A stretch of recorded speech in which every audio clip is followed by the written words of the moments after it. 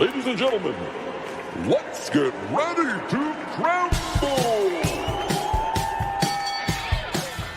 I'm Joshua Kemble, and welcome to Joshua Kemble's Livestream. I've been a freelance illustrator and graphic designer for over 20 years. I was an art director for 9 years. And when I'm not art directing and working on illustrations and graphic designs, I'm working on comic books and graphic novels, and that's usually what I do during my streams. And while conversations can go all over the place on this stream, from spicy and entertaining to goofy and silly, one thing stays consistent throughout every stream. I'll always be working on art. So pull up a chair, get your art supplies out, and get ready for an entertaining show that'll keep you company while you work on your own personal art projects. This is Joshua Kemble's Art Stream.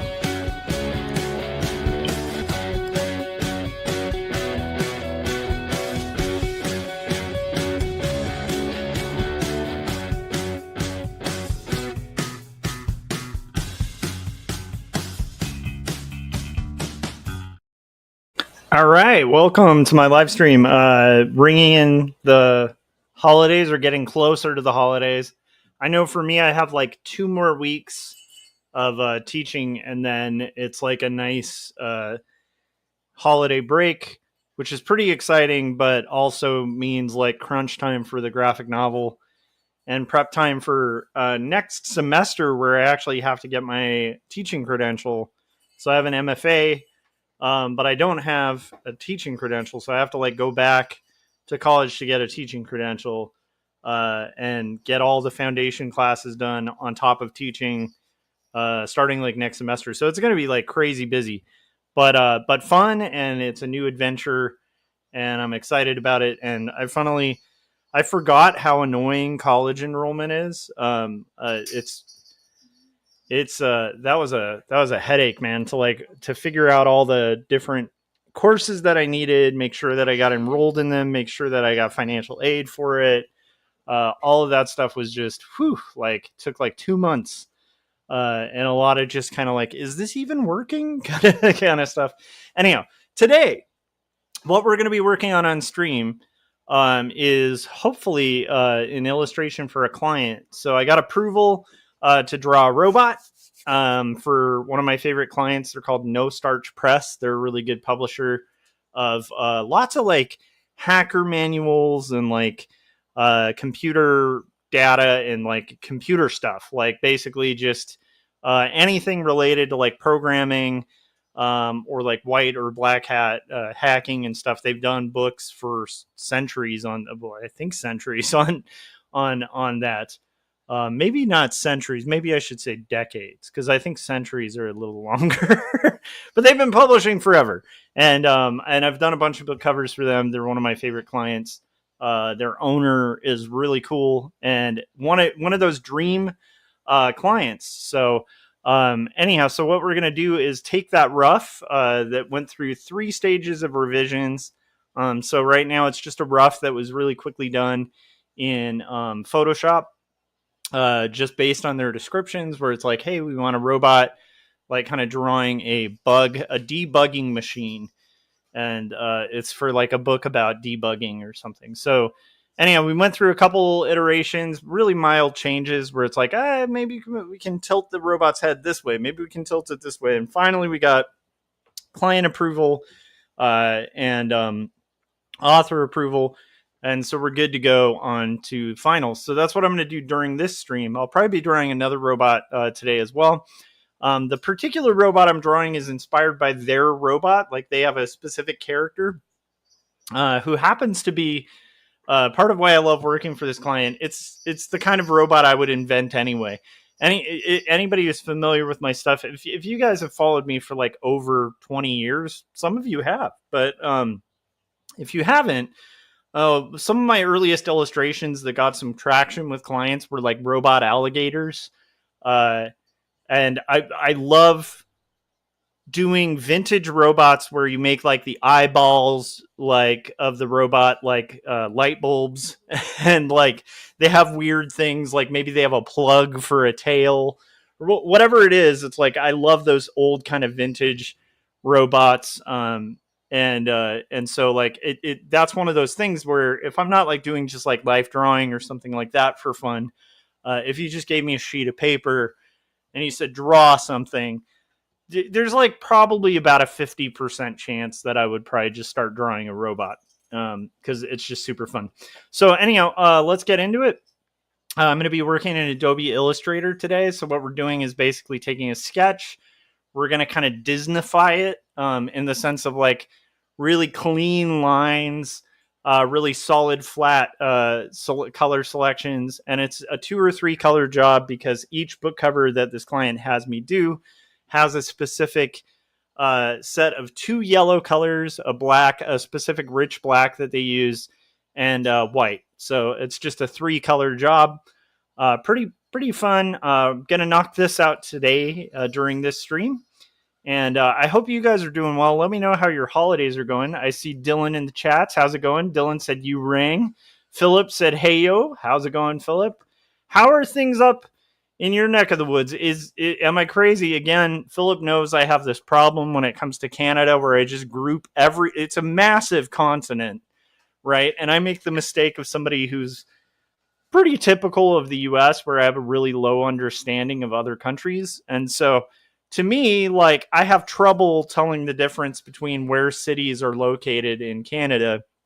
And so I just envision Canada as being just this big iceberg. Like, and I've gone to Toronto to like do, I actually met Philip for lunch during TCAF. And it was an excellent, just amazing experience. But still, my brain envisions right now Canada just buried in like miles deep of snow. So I hope you're hanging in there, Philip, in the cold. I'm guessing it's cold since it's Christmas-ish time. So I would imagine it's probably snowing at this point. But let me know if I'm off. If it's like a sunny beachside where you're at and I got that wrong, let me know. Thanks for joining me, for those of you who are joining. Now let's get into it. Let's just get into the art. Okay. So here we go. We've got my rough all laid out. I have the sloppiest layout for my my Illustrator files. Like it drives people nuts. Even when I used to teach digital art, most teachers will have like really like, even if you see Corey when he draws and works in Photoshop or Illustrator, it's like really clean and organized and stuff like that. Philip said it did get cold, and we do have a couple of inches of snow, but the heavy stuff doesn't come till January. Okay. Well, so now it's probably like fun snow. I know, like when I lived in the Northwest too, I thought I'd enjoy snow, and I really did like the first week. And then it was like week 2 where you start really seeing like the downsides of snow, like cars skidding off the roads, and now, Josh, it's the slush. Yeah, and then it's the aftermath of snow that makes snow awful. And I think this might be better in areas like in Canada where they're more familiar with snow, because I do think this was like like it wasn't the time we lived in Portland. It wasn't common for there to be like that much snow in Portland. It was just like a weird season. So if you take an area like the Pacific Northwest that's not like built for snow, it's not built against snow, but it's just people aren't prepped for it. They don't have chains on their car. They, like a lot of people, it just doesn't happen enough to where they're ready for it.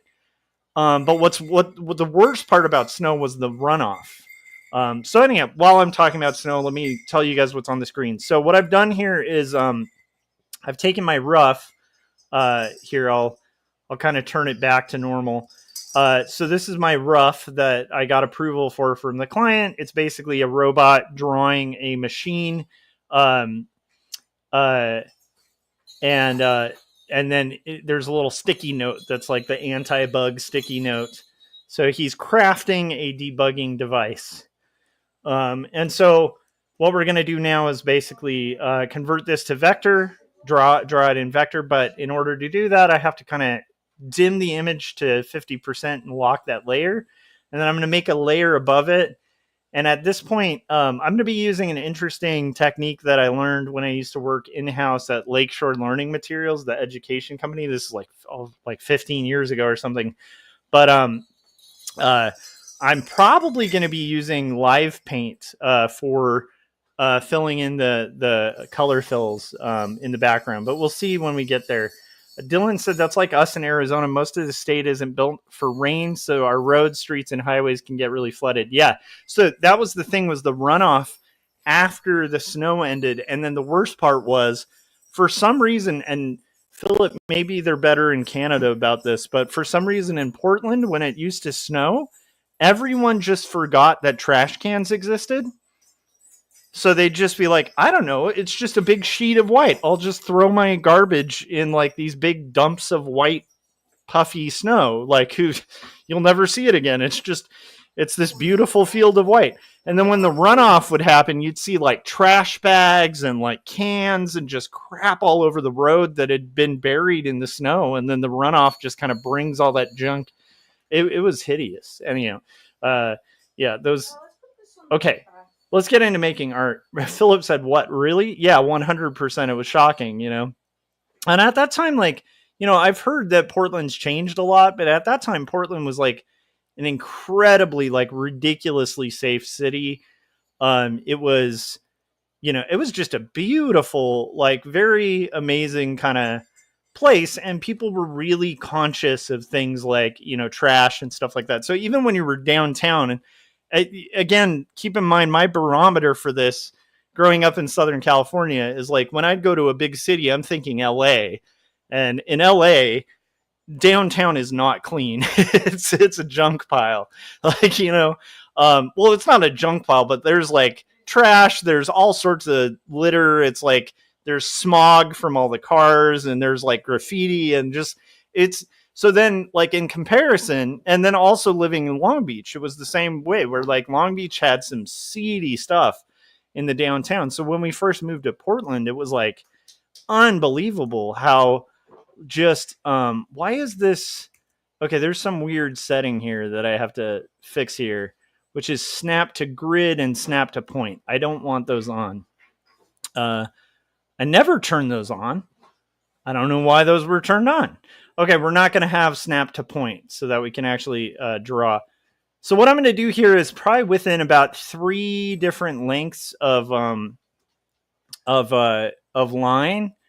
I'm going to start kind of building this robot and try to kind of match the widths of my line from before. So this I'll probably have as like a 1.5. And I'm just going to start building the robot. One of the fun parts about building a robot is that there's a lot of geometric lines. So it's, to like kind of convert to like more of that super clean, like single weight line kind of vibe is not like a crazy hard thing to do. In fact, I should show you guys here. So I'm building this in a file so that I don't have to reset up all my swatches. I'll show you the previous art. So this was another book that I did for them called like Kotlin the Curious. And it was like a similar thing, but this was a robot in a space laboratory, kind of like mixing a concoction. But anyhow, so that's what the final result will look like when I'm done with this. Okay, so let me real quickly, actually, so I'm not saving over that file, I'm going to call this debug 1.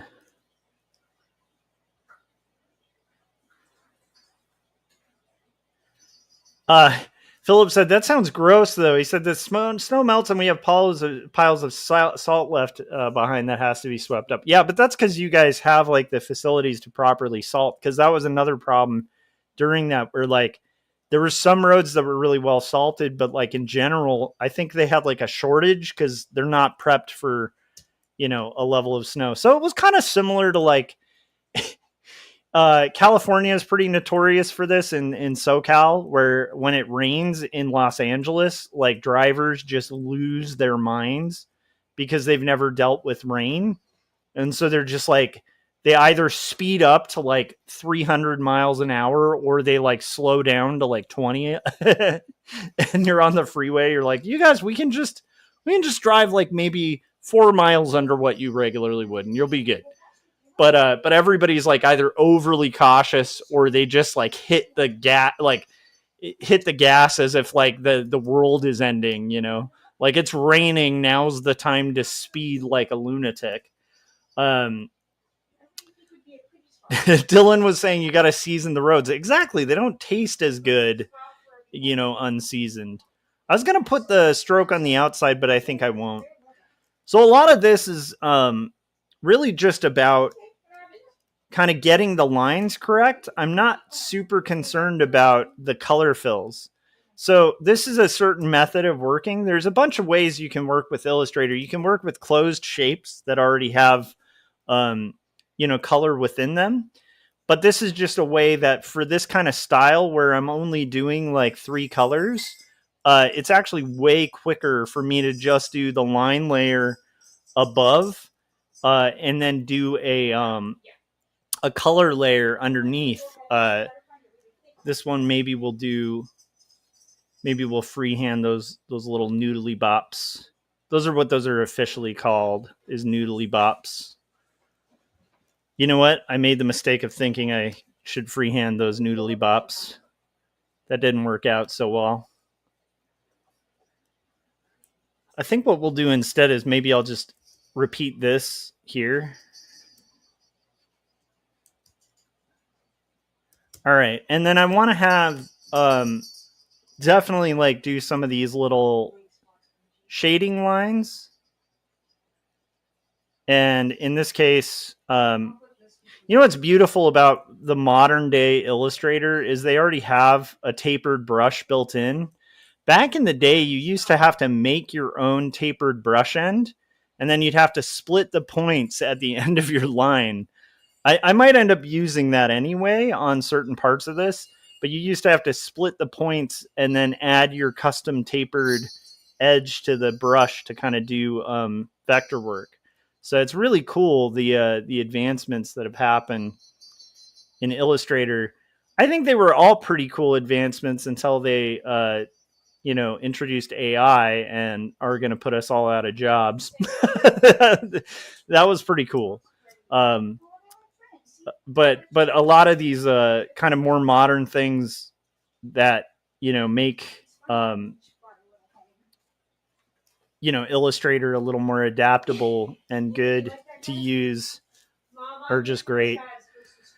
And then I'll constantly turn off the layer so I can kind of check my lines. But yeah, the roads, the salt for the roads thing was a big deal. But for us, it was weird because it was like we had never really lived in snow. And so it was really charming for, again, like the first week. And then after a while, we were like, we're kind of California kids. We're not made for snow. Like, I'm made for snow on a vacation. I'm not made to live in snow. I'm a sand person, okay? I guess we could just put this under the tree. I'm a desert dweller, okay? I'm not a sand. I'm not a whatever I was gonna say. If you notice, I'm a little tired. That's because, like, man, we're prepping for the end of the year. So the end of the semester for a teacher is like, you know, basically it means like grading, getting lesson plans for like finals and stuff done, getting everything organized and sorted out for the end of the year so that you can make sure you're getting as many kids through as you can. Like, you want as many kids to succeed as you can. And you also want to, you know, get all your work done. And it's just like, man, it is exhausting. So it's like, you know, a lot of late hours at the school. And then aside from that, like prepping for going to school and then just other life stuff, you know. But there is some fun stuff I'm going to talk about. There's, ooh, I did a weird thing there. I want to have this line go kind of here. So most of what I'm going to be doing for this specific style is very pen tool heavy, okay? We're just going to be using the pen tool quite a bit. This one, I don't think I want to use the pen, like the line tool, though. I think I want to just draw this. So, because I tried it and I'm like, yeah, that's not quite working. So, we'll do this. I don't want that gap between the shadow and the kind of light to be super close, because these end up reproducing really small, and if you have lines that are banding really close together, they don't read too well. And I might be smart to just not add I'll just look at the lines right now, to not add shadow for a little bit, but I kind of feel like I want to add shadow now, so who cares? I'm going to add shadow now. Dylan said, how are your wife's projects going now? Really good. She's, killing it with the children's books. She's been subbing actually a lot lately. We kind of have a goal to, when I finish my credential, we're going to have her get her credential so that she can teach elementary school. Because something that I think she's realized throughout the years is that she really, like, part of what drew her to kids' books is my wife just really likes kids. Like, she's really good with kids. Kids tend to like my wife a lot. Like, they tend to think she's awesome. You just kind of have to be there to see it, but it's like one of those things of, I remember this standing out to me when we were early in our relationship. She had just published her first kids book, and we went to a school event for like a signing where a bunch of different authors were there and stuff like that. And each person was supposed to read their book to the,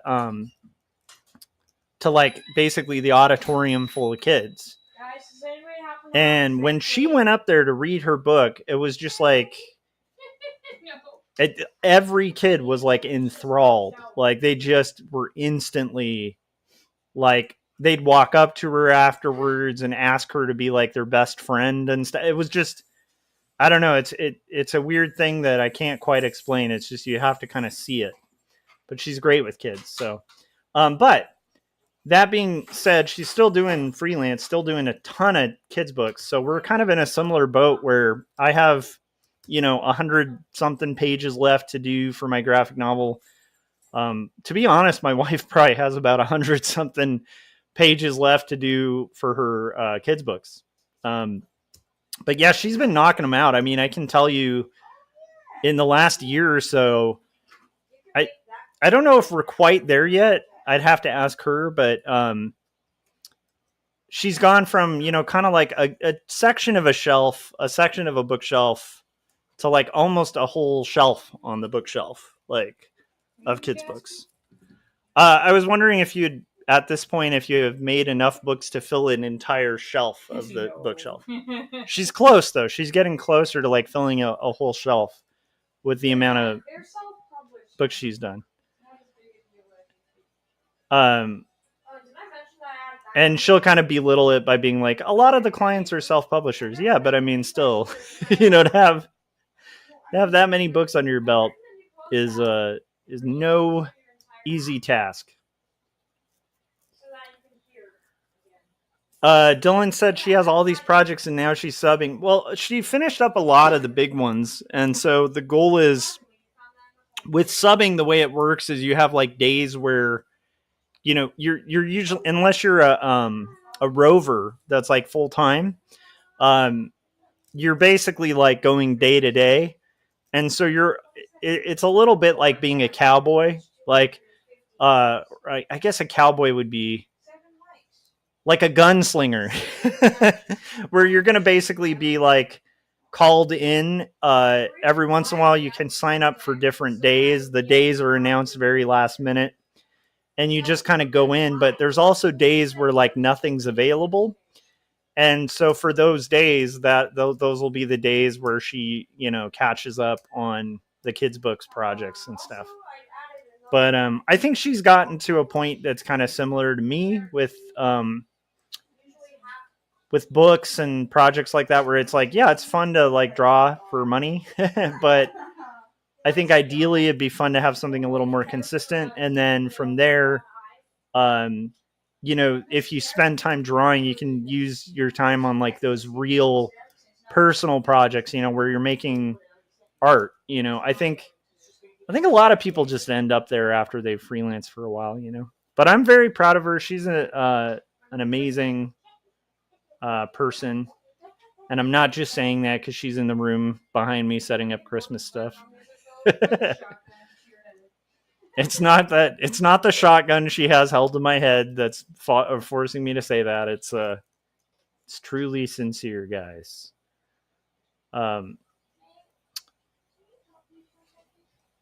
Dylan said, you have a rootin' tootin' wife. I do. I have the coolest wife on the planet. She is my superpower. As corny as it is, I think a lot of people, like when I was younger, I remember when I was in like 7th grade reading like Ayn Rand and being like mind blown by it. This is like when I was in junior high, right? Because I was like, how cool. Yeah, that's true. Like everybody should just serve themselves. And by being selfish, they can be really nice. I bought into it for like when I was a really little kid. But the thing is, like, the older you get, the more you realize, like, there's community behind, like, everything.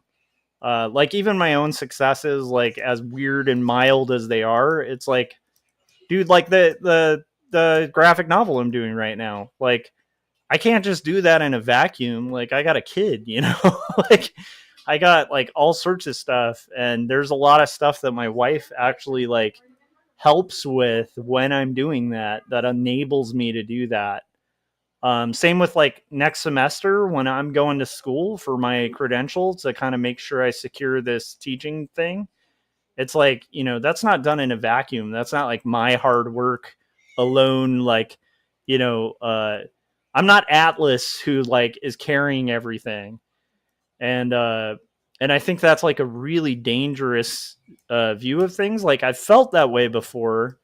And feeling that way not only is like unhealthy and unappreciative of the people around you, but it's also really unhealthy for your mental health. Like no one alone can carry everything. It kind of, as cliche as it is, it takes a village, right? So what I'm doing now is basically just getting all the black and white line art. Luckily, I've already mapped out a lot of the most important things for this to work.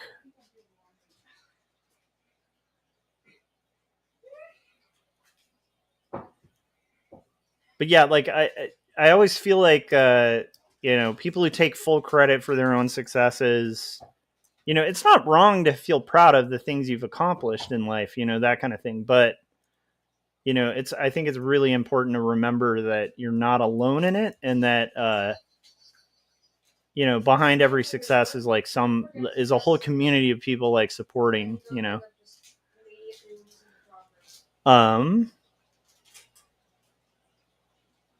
Also, just my wife's rad. She's my favorite person. It's fun to hang out with your best friend every day.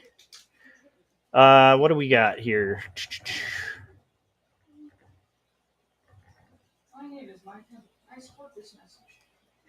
My wife just in the background said, "My name is Mike Kemble, and I support this message."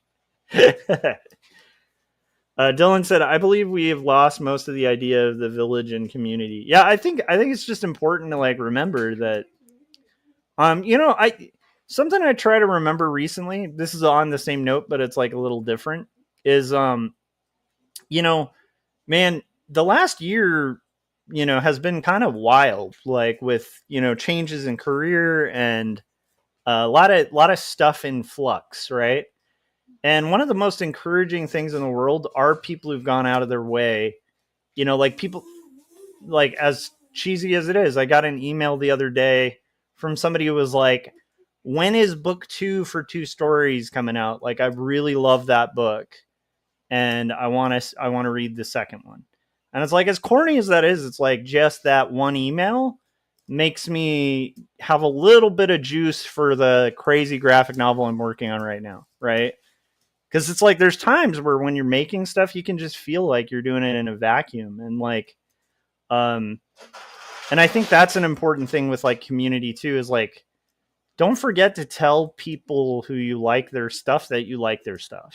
Like it's easy to get mad at stuff and say stuff you hate, but every once in a while, try to go out of your way to like let people know that you watched something, or even like you bought a product and you liked it. Like, give a good review. I'm not saying my products. I'm just saying in general, especially during the holiday seasons where a lot of people are buying presents and stuff for people. Every once in a while, take the time if you get something you enjoy, like to actually express your enjoyment, because you never know like who's kind of on the ropes. That might help, as cheesy as that is. What do we got here?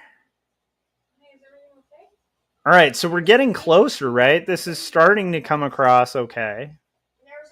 What's funny is with these, though, I actually tend to like the roughs a little more than I like the finals. There's just something fun about the movement of them, but there's a specific style, this is going for, and it's much cleaner than that rough. But I do feel like there is an energy of like a rough drawing that's really fun.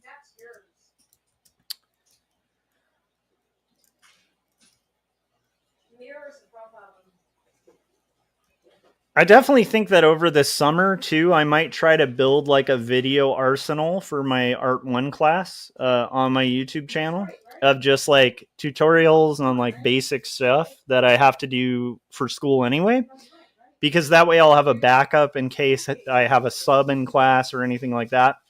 But I also think that might be cool content for everybody, where it just goes over the basics of like rendering and 1-point perspective and 2-point perspective and stuff like that. So I might try to kind of build that over the summer.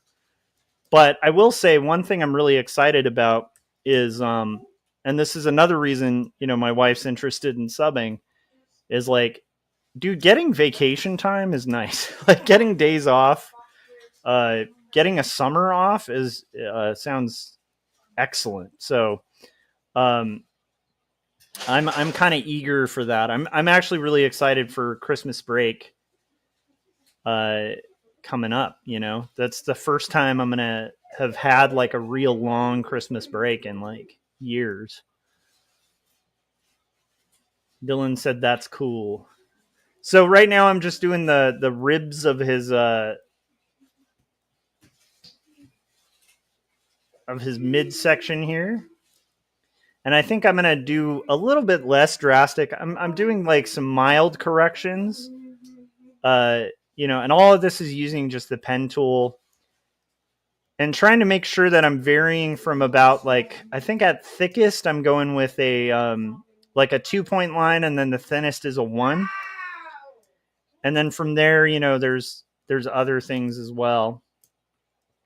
Oh, I forgot to mention, I watched the first episode of Skeleton Crew, and I figured I might like it because Scott was saying he liked it. I watched it with Ben, and it was cool because, for one thing, on a biased perspective, I love Star Wars so much, and I've been looking for anything that can get my kid into Star Wars, and that's one of he really liked it. He really liked Skeleton Crew. It like connected with him in a way that Star Wars hasn't yet with him. And so that was really cool. It was fun to watch that with my kid. And then I showed my wife and I watched the beginning of episode 1 together today. And I think she liked it too, with my sister-in-law as well. But it was pretty well done. It's a cool idea. And it does feel very much like old school kind of Amblin entertainment. And a lot of people might find that like kind of formulaic, but I think that there's a thing with some of those classic movies like Goonies or, Indiana Jones, like E.T., you know, these movies are kind of formulaic, but there's like a beauty to the formula. Like formulaic's not always bad, is what I'm getting at, if it's done well. Like I really enjoyed that with The Mandalorian too, where The Mandalorian at its heart is just kind of save the cat like over and over again. But they just do it so well, you know, that it's like save the cat works. Like it works if it's done well. So anyhow, I was really enjoying that. So let's see where we're at now. So at this point we have, mapped out most of this. My hope is within like an hour and a half, I'll have finished the final art here. Again, who knows though, because there's a little more detail. I'm starting with the robot, and then I'm going to kind of work my way to the ancillary stuff. And again, I'm not worried about closing my shapes because I'll show you guys a real quick trick when it gets to the coloring. So like in the method I'm using, the thing that's going to take the longest time is the line art. Dylan said, have you heard of a Pilot parallel pen? I found out it existed. It's a calligraphy pen, but some illustrators use it. Is that the pen that's like split into multiple heads so that you can very quickly do like cross hatching? Is that the one you're talking about? There's so many interesting pens. What's been fun with teaching, Art 1 is I've been doing like in class, like I had to teach how to use a quill, and like, I'm one of those people, like I just out of convenience haven't used a quill in years, but it was fun to like get back to using a quill in class. I was like, this is fun. Like quills are cool. Doing some of the classics, like a quill and brush with like actual dip ink can be real enjoyable. Okay, cool. So we're getting there, guys. We're building this up, doing our black and white lines. A very basic robot here.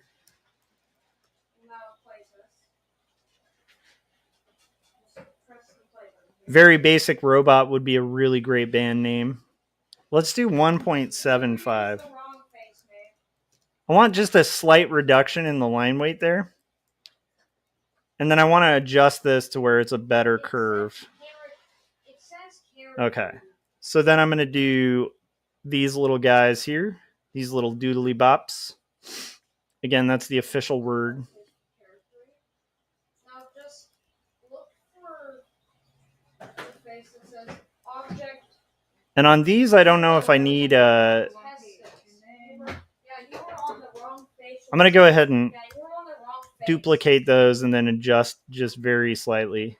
Now it should see.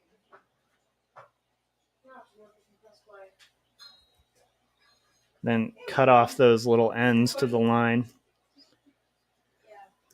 Do you not like it? I like it. Are you sure? Oh, okay. Dylan said, no, it's a wide nib pen, but it's refillable. Interesting. So it's like thick. Yeah, I think I want you to change that. It may make That sounds cool. I want to check that out. Pilot parallel pen. Oh, wait a minute. It's the refillable nib. Yeah, I think I've used that. I think I actually own one. Is it clear? If it's clear, because I do have a Pilot that's a refillable nib that's clear. But I will tell you, just using a Hunt 102, man, has been pretty fun. Like, yeah.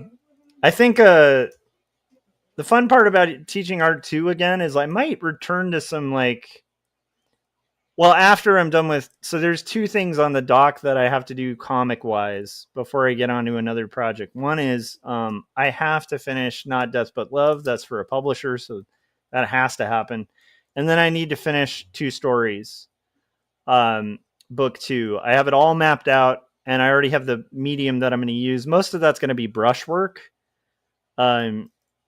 But after that, if I'm still alive, I'd like to do some stuff with like some of the materials that I'm using in Art 1 again. Like, I just think that some of those classic materials, like even using like markers and crayons and like some just like basic stuff, I think would be really fun in a comic, because it's like it's just super fun and kind of free, a lot of that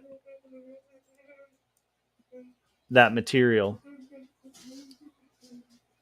Dylan said 2 stories again. Exactly. So 2 stories is actually going to be 2 books. That's why it's titled 2 stories. But yes, each one has 2 stories. So it's meta. It's like each book will have 2 parallel stories. It's the same 2 stories. You know, you're going to have the story of Kid Josh and the story of adult me. And those are both going to have a resolution. We're getting there, guys. It takes a little bit. Let me show you guys. I just realized some of that may not be on the screen. So we're doing our business here.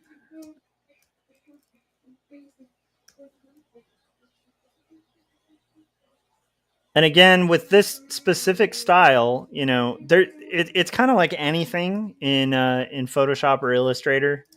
You work differently for the different styles you're using. You know, if I needed this to be closed shapes that each have their own color, I would do it differently. But because the way I know that I'm going to color this, which will be relatively quick, and part of why it's relatively quick is there's not a lot of rendering in the color on this style. It's a lot of flat color. So I know that's going to go relatively quick if I do it in this technique. So that is what we are doing.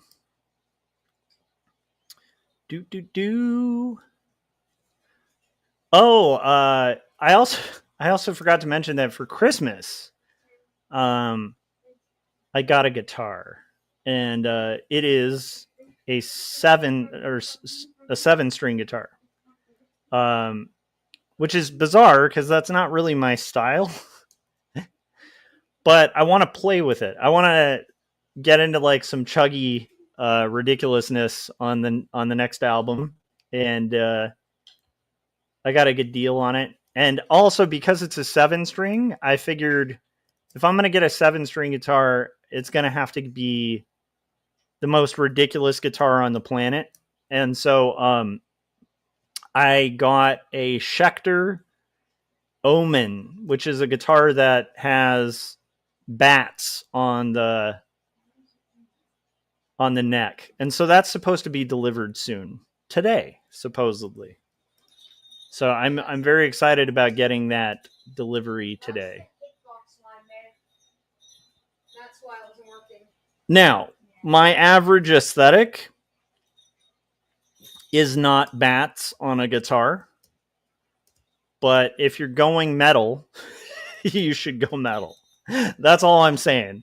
It's like, it would almost be inappropriate to not have bats, okay, on a 7-string.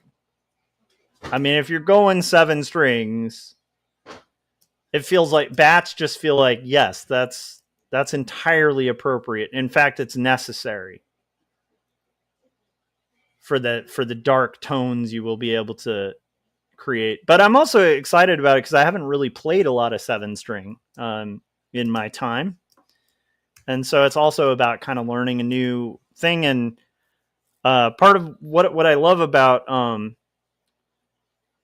Dylan said bats are cool. He said goth nightbirds. Yeah, exactly. It's the most goth guitar ever. It's like everything's black on it too. And a lot of it's matte black. It's just matte black bats, 7 strings, ready to rock and roll. But another reason I have trouble with the guitar acquisition syndrome. I love it. Another reason I have the problem with the guitar acquisition syndrome is I love how anytime I pick up a different instrument, it just brings something different out of my playing. Like I play a telly a lot differently than I play like a 335, and I play a Strat a lot differently. And these differences may not even be audible to anyone else, but I can feel them when I'm writing or coming up with something where if I just switch instruments, it's like it just gives me different ideas for the 4 people who will listen to the music, you know. All right. So we're getting there with this this robot. Let's see how far we are. It's getting cleaned up. All right, let me consolidate my layers here. Okay, and then we're going to go back to our pen tool and just kind of keep slamming through these figures. Dylan said matte black is superior. Gloss black doesn't suit gothic rock and metal aesthetics. Depending, you know. I could see shiny black having a certain metal appeal to it, but it's yes, the matte black. And also, here's the thing: matte black is just cool. Like matte. I mean, to me, a guitar, you know, my preference on a guitar is to not have matte finish unless it's like a real vintagey type instrument. Or in this case, like a super metal guitar. But if I'm like picking, you know, actually now that I think about it, even my Fender Telly's matte. So keep this with a grain of salt. But I do feel like on guitars or cars, it can be nice to have like a shiny, you know, glossy finish. But I will tell you, as a graphic designer, I'm always nine times out of 10, I'm gonna be for matte, because matte is just a better finish. It's aesthetically much more pleasing. There's right now some guy named Matt who's listening, and he's just like, yeah, that's right, Matt's awesome. Matt's the best. Been telling people this for years. No?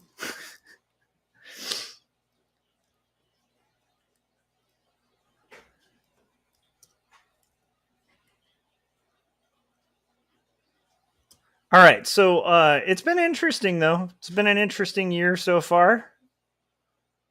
A lot of interesting things happening. Interesting is such a weird word too, because it can kind of apply to anything. It's kind of a non-committal kind of word. That's almost like the last thing you want to hear if you show someone your art. They're like, that's interesting. It's like, oh, well, thanks.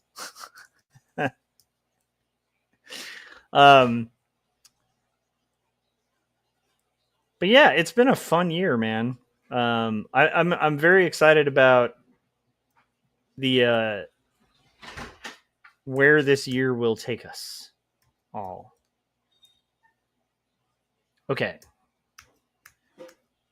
Copy those.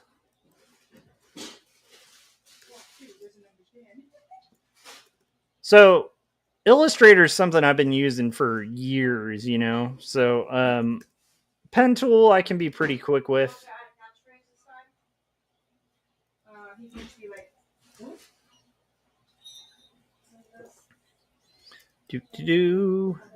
Line weights and stuff like that. Like doing this kind of illustration is very much carried by like real subtle shifts in line weights. And luckily there's not a ton of open line. So when you have like closed lines, these aren't closed shapes, but they're closed lines. It's a lot easier to kind of render pretty quick, or, you know, basically draw pretty quickly.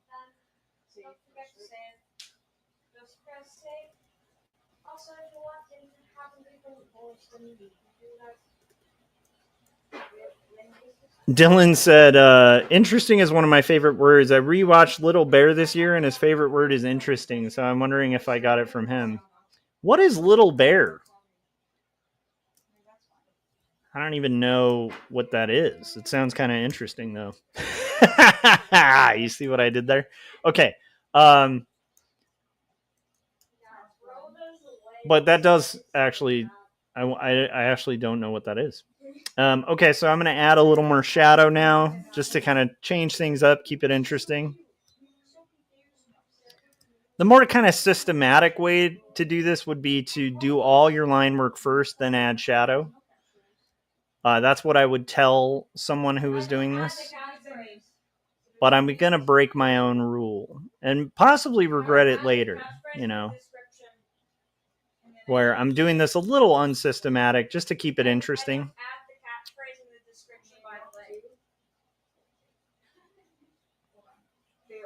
I feel like I had a stray point here. There it is.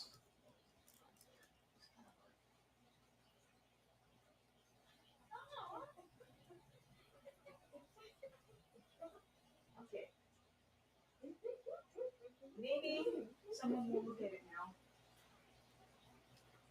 You want to go doors? I think I'm going to have this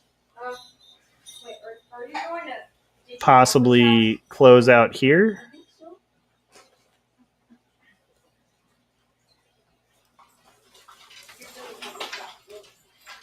Oh, okay. Well, I will.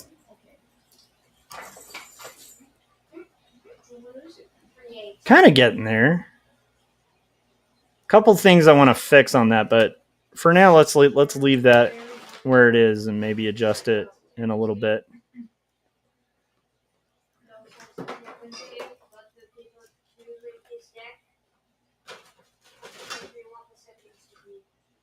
There we go. I think that'll work. Philip said, had to step away for a bit, but I'm popping back in for a few. Nice, Philip. I'm glad to hear that. I'm just going to react to that so that I can have that after and add it to this. Philip said, I think Josh said that, but is this Illustrator? Yes, this is Illustrator. It's a robot that I'm illustrating for a client for a book cover. The client's really nice. They're called No Starch Press. Done a bunch of book covers for them. And have really enjoyed, getting the opportunity to draw cool robots. So I like kind of doing these like vintagey robots. They're always really fun.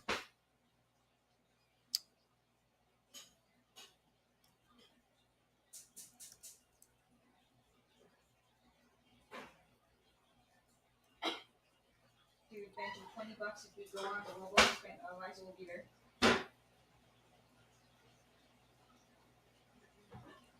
You know I'll win, right? And then I need to double check this. The only thing I don't like about this is I broke one of my little visual cues here.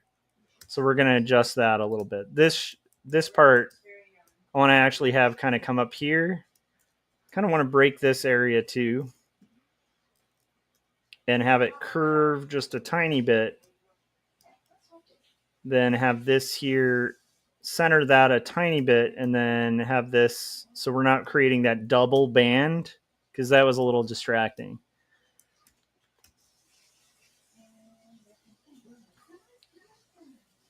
Dylan said Little Bear is a late 90s cartoon based on a children's book series, and it's just about his adventures. Wait, like the Little Bear and Big Bear? Because there's a series of children's books that that I read to my kid when he was really little that we loved, called Little Bear and Big Bear.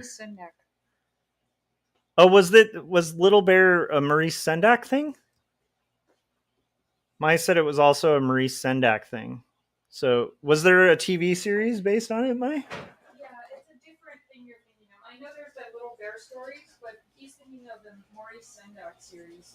Oh, so the Sendak series was made into an animation? The author, he was the illustrator for a lot of them. There was like one other illustrator. Oh, cool. I didn't know that. That's cool. I'm learning. I will tell you, my wife is pretty intelligent when it comes to kids' book stuff. And I think she was saying it was a Maurice Sendak thing. She said the series that was made into an animation. was mostly by Maurice Sendak, and now she's getting the series. Yeah, Dylan said yes, that is the creator's name. Nice, the person who did Where the Wild Things Are. That's amazing. Philip said I dumped Adobe and switched to Affinity, but I never really learned vector drawing. It's I'd like to start though. Vector's cool. It's quick. It's perfect for this kind of thing. Like if you're trying to do just like real clean, one weight lines, it can be a pretty quick and interesting process. For where I art directed for about 10 years, this is all I would use at work was like 90% Adobe Illustrator for illustrations and stuff. Because it's quick, and then the nice thing about it is it's reproducible.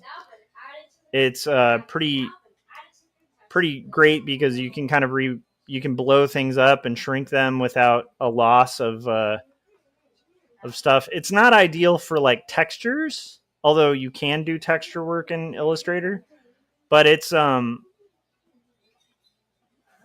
vector work is really pretty cool for like reproduction and for like if you're doing in-house work, it's almost unmatchable when it comes to like having reusable assets. Like let's say I was doing this in-house and I wanted to reuse this robot. As long as you kind of build it. Now, the way I'm going to build this file is not ideal for reuse because I'm going to build it where everything is one flat thing. But if you build it more kind of animation style where you have, figures separate from the backgrounds and stuff like that, then it's really an ideal program for kind of reusing different assets, like where you could have like, you can have like different figures in like a folder that are like a whole bunch of different characters that you've built and different locations and stuff like that and reuse them. So in the sense of like commercial art or graphic art, it's a really excellent program. It's also really good for type. Okay, so it's a little bear, like these ones. These are what my wife was showing. These are Maurice Sendak. Yeah, that's beautiful. That's beautiful stuff.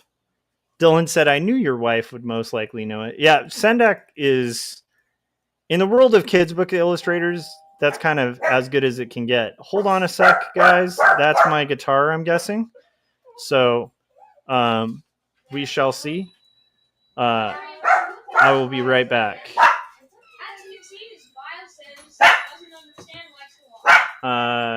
Let me put on a trailer real quick. I'll be right back. Let's put on Frank's Adventures at the Library. I'll be back. Our heroic adventurers fought orcs, monsters, sorcerers, necromancers. Now they find themselves in front of a mystical library. What shall they find? It's all in the roll of the dice. We've come this far. There's great power behind this door. I can feel it. We just have to get past it. This door is no match for my axe. I shall chop it down. You always want to use brute strength. Why don't you try knocking? We'll try it your way. You may enter. The library is open to all those who seek knowledge. Feel free to look through our tomes. Maybe you'll find the answers you seek. I sense great power here, and it's behind those shelves. Indeed, there are powerful items hidden behind these shelves, but you can only get there through the enchanted words. Do you have those words? I believe I do. Tremble before the Cremble. There is great power. Look at that glove. Must be so powerful. That is not where I sense this power. I must get closer. I found them. I found the sacred manuscripts written by Joshua Kemble. Behold, I now possess 2 stories and Jacob's apartment. Please tell us more about 2 stories and Jacob's apartment, and who is Joshua Kemble? Xeric Award-winning cartoonist Joshua Kemble is a freelance artist, graphic designer, and author. 2 Stories is a confessional graphic memoir that grapples with questions of faith, mental illness, depravity, and ultimately redemption in a fallen world. Jacob's Apartment is a coming-of-age graphic novel in the vein of Ghost Road and Fun Home. It weaves together the threads of spiritual faith, identity, purpose, love, and loss to create an engrossing world in which waking and sleeping dreams collide. You have made your choice. The passage is now closed. Wait, can I get that glove? No. Oh. All right, let's go. All right, so that was Frank Salazar's Adventures at the Library ad. I did indeed get the guitar shipped. I can't open it on stream yet because it's been through 4 different states to get here. I looked at the shipping thing, and because it's winter, and where it's shipped from Sweetwater is like freezing cold, and it's a guitar made out of wood. This is where like the guitar nerd in me will have to suffer. I have to let it sit overnight so that it can kind of acclimate to the weather and I don't get fret sprout when I open it. But Dylan said, yeah, the guitar arrived. Yes, it did arrive. And so maybe I'll do a live unboxing of it tomorrow just to show you my foray into the 7-string world. And the fact that at this point, I think I now have about 20 guitars, which is a little much. But I don't have a problem. You have a problem, okay? But I'd recommend that if you make another one, you don't make them for these. The next one I would make Dylan said guitarer. That's an official word too. Don't knock it. But yeah, I would love to open it right now because I want to see those bat inlays. And also I want to mess with a 7-string because I never have.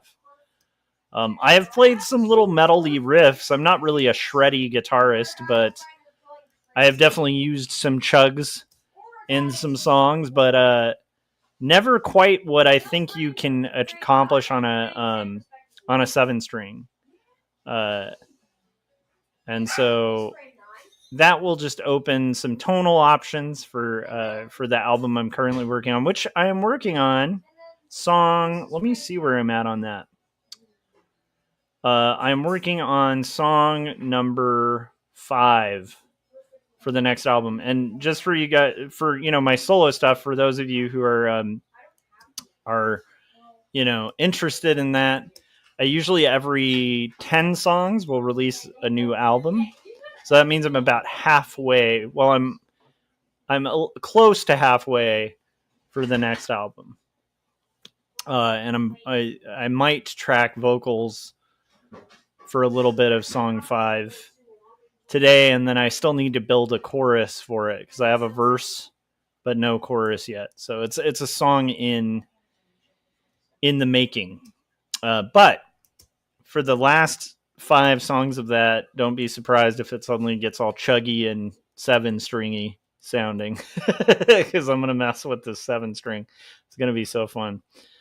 All right, so building over my rough, that was approved by the client, and now we're just doing our stuff. Dylan said, are most guitars 5 strings? I don't know much about guitars. Most guitars have 6 strings. So a bass guitar has 5 strings. A guitar has 6 strings. There are guitars that have less than 6 strings, but 6 strings is your standard guitar. Like a standard electric or acoustic guitar is a 6-string guitar. There are such a thing as 12-string guitars, but those are a little different because they're built like a 6-string. And the second, the strings are kind of like doubled, so they make like the Beatles used to use 12-string a lot for their rhythms, and they have this like real chimey vibe to them. Tom Petty used to use 12 strings every once in a while, just for like that chimey rhythm. They were really popular in the 60s, the 12-string guitar. But a 7-string guitar is interesting because it goes a whole note deeper. Like, so you have a string deeper, so it's like almost having the bottom 2 strings on a bass guitar, whereas the bottom string on a bass guitar as the top string. Anyhow, yeah. that's the best I can explain it. While I play guitar, I am not like a extremely knowledgeable when it comes to like technical stuff of guitars. Only in the last year or so have I even really started getting into like refretting and all the technicalities and stuff. Dylan said, "Have you played a 2-necked guitar?" No, don't tempt me, Dylan. Don't tempt me with silly guitars that I don't need. I don't know if I'd ever own the double-necked. Like, they're interesting, but like they're really impractical. I guess if you're playing live, but I could just never see myself like when recording being like, you know what I need here is a double-necked guitar. Because it's like, most of the music I'm doing nowadays is recorded, and so it's like it would be just as quick for me to just switch guitars.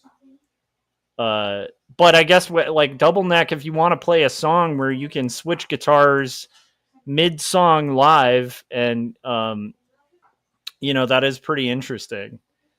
And as a novelty, it's pretty fun. But that might be, again, I'm saying that now, but, a couple years ago, I probably would have said I'd never own a 7-string guitar. And, here I am getting a 7-string guitar because I was feeling extra metal this Christmas. Dylan said, "Do you live in a home or an apartment?" Home.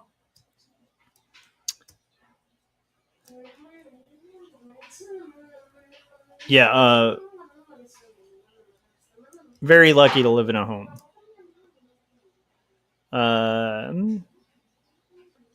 Before I became, like, when I first became an art director, we had to move kind of closer to where I art directed, and because of that, it was just made sense for us at the time. I remember my wife and I think had kind of an assumption, because we're artists, that we probably would never own a house.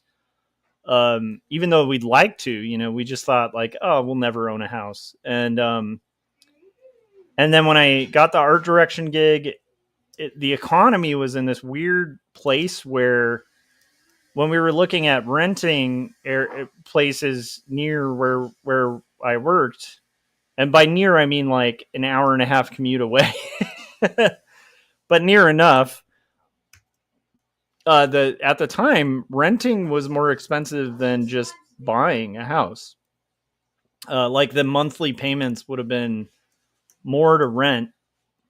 This was like during the house. I can't even remember. I think it was like a housing crash or something. So houses were really affordable, but rent was like insanely high. So we were like, if we could just save up a down payment, then we could be in a position where we could actually better afford buying a house than renting. And so, yeah, so we were very lucky because it changed very quickly. And I think the value of our house is like tripled or something, or doubled at least since we purchased it. And nowadays, like, we wouldn't be able to find a house for anywhere near what we got this one for. So yeah, so we're very lucky. So we are in a home. Philip said, "I'm surprised nobody else has chimed in. Usually Josh has a busy chat." Well, To be fair, I didn't really announce it on social media that I was going to start streaming, and it's kind of a weird time of day for a Saturday. And also, it's the holidays, so it's like the holidays are coming up. So I think a lot of people are spending their free time like getting presents or, I don't know. I mean, this is my justification, or maybe people just like me less. No one loves me anymore. But it is a little quieter for the chat nowadays, right now. But yeah, so what's the thing a lot of people say? I was shadow banned. That's what's going on. They shadow banned my stream.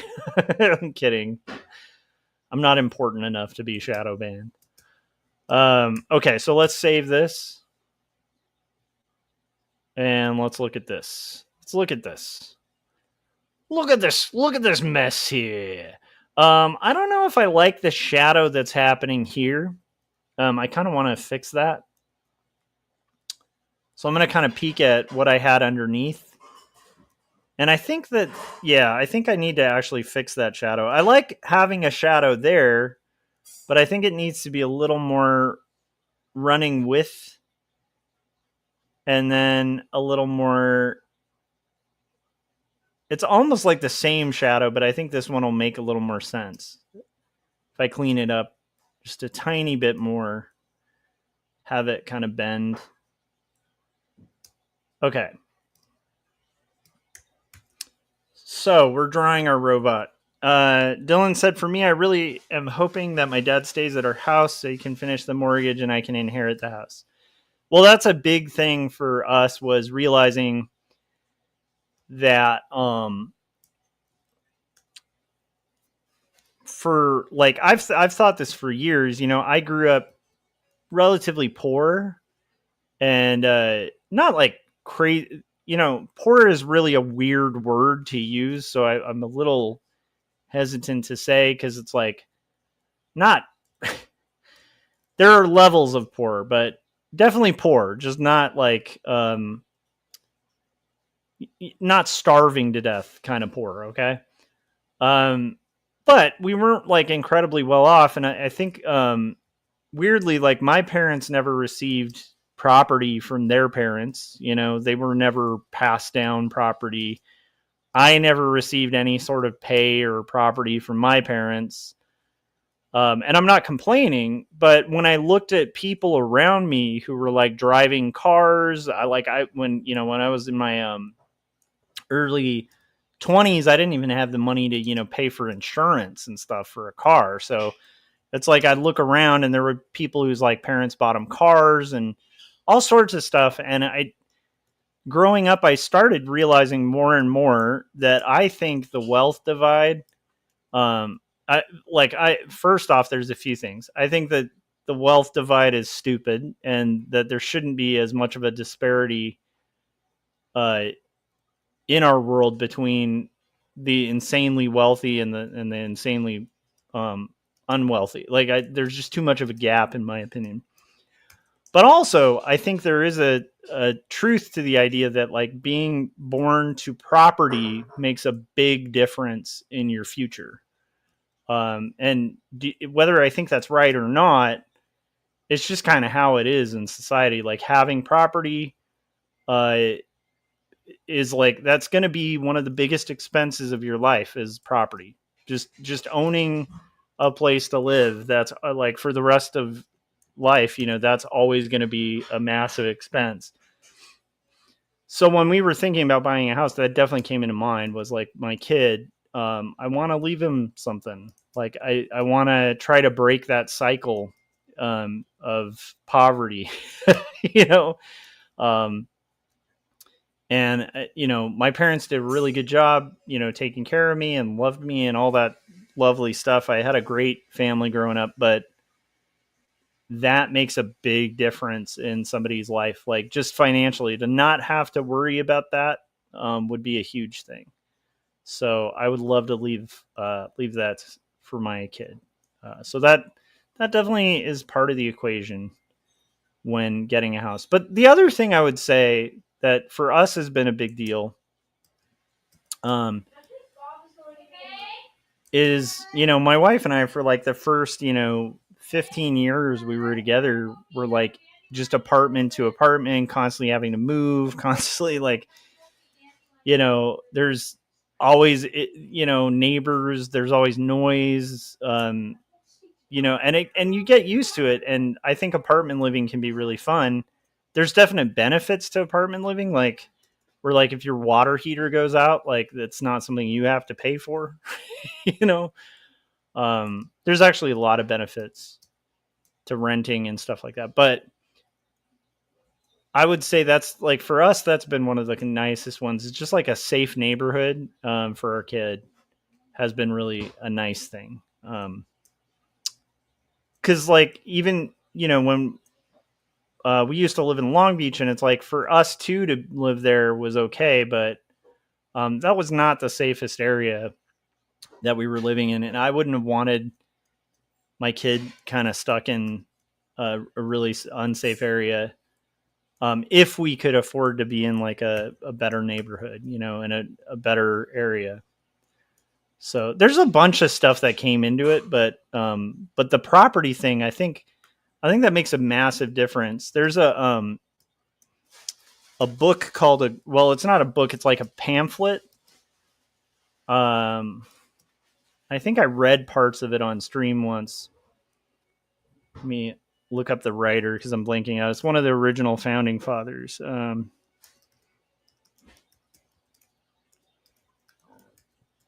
Okay, there we go. So Thomas Paine, one of the founders.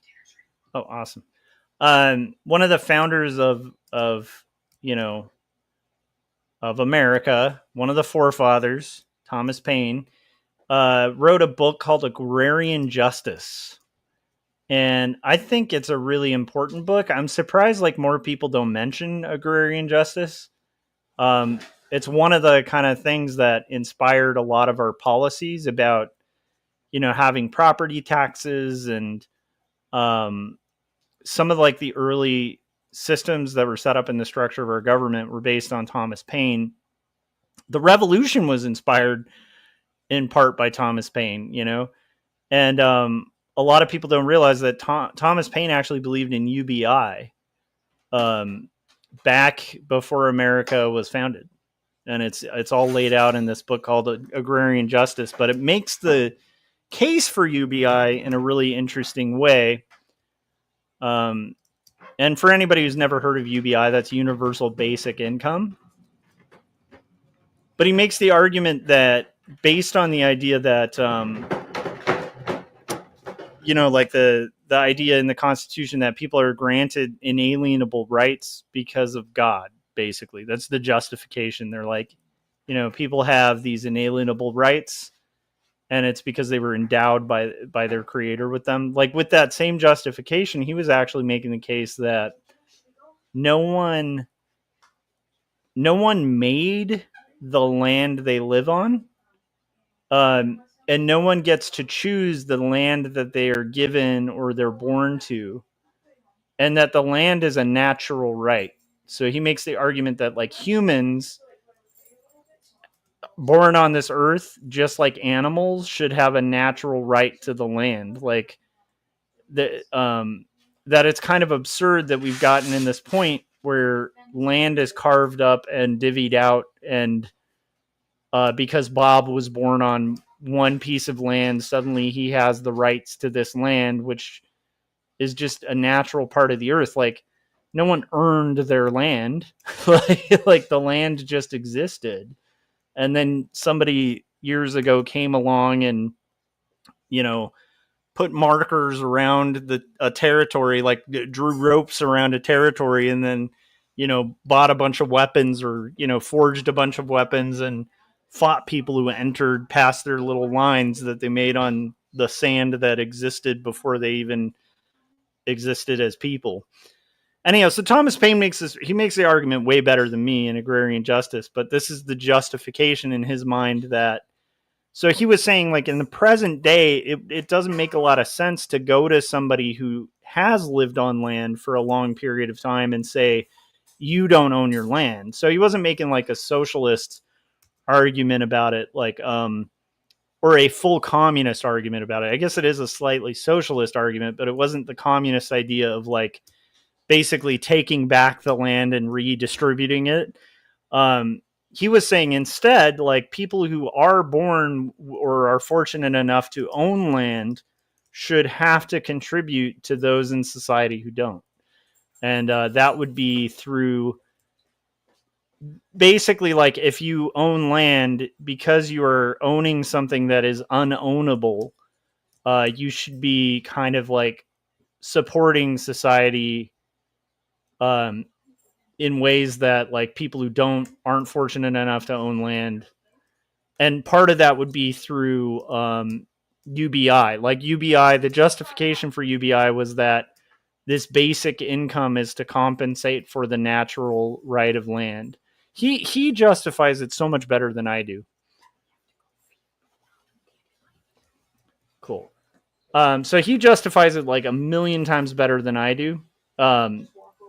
But for anybody who's interested in like universal basic income, or seeing like one of the founders of America who thought that this was a great idea, one of the forefathers,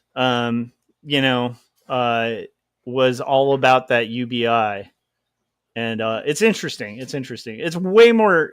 Maybe I'll go through that on stream again. I know on one of my old live streams, I believe I went through it like, I know that I broke it down a long time ago, on at least on Facebook, where I was reading through it and commenting on every paragraph.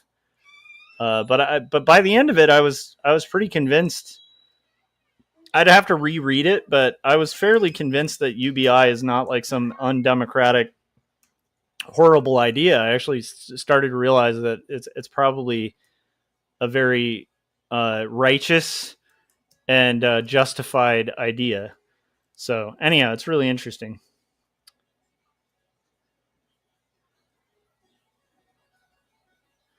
Dylan said it's a little wild that our base level of hierarchy of needs gets exploited. Yeah, 100%. And anyhow, Thomas Paine makes a really big case for it in Agrarian Justice. I love that. You can look it up online, just Agrarian Justice.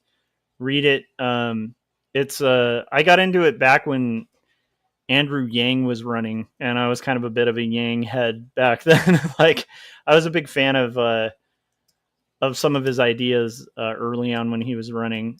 He didn't have a real chance of like getting picked or anything, but I really liked his thinking on UBI and justifying it because of Yang kind of took the idea that because there's going to be so much automation with AI, that it might actually be a necessity for us to kind of reframe capitalism. But I don't know. It's all interesting stuff. I'm not trying to preach to anybody. Philip said we've been pushing for UBI up here for years. Every time we get close, it gets yanked away. Well, for us in the U.S., we're still on a healthcare system that's like we're still having privatized health insurance companies, and it's bizarre because it should be like the most nonpartisan issue in the world. The idea of just having like health coverage as part of what the government provides, like, should not be all that weird. And I think for like people in Canada, it's not like a weird, crazy thing. The idea that like, oh man, I read a statistic recently where it was like showing how many people have gone bankrupt because of like medical bills. And it was like in the US, it was just like a skyrocketed number. And then you look at like every other country that's like a civilized country, and like it's like the numbers like next to zero that were bankrupted by like some medical emergency. So our country has like a long way to go before we get to UBI. But hopefully they'll fix it, because it's created a culture, in our country where, like, I don't know if you guys have read about the United, the CEO of United, who got like offed in Central. I can't. It was outside of Central Park, in like in broad. Well, not broad daylight. It was like a misty scene, but I think it was like 7 a.m. or something on the streets of New York, that somebody just offed the CEO.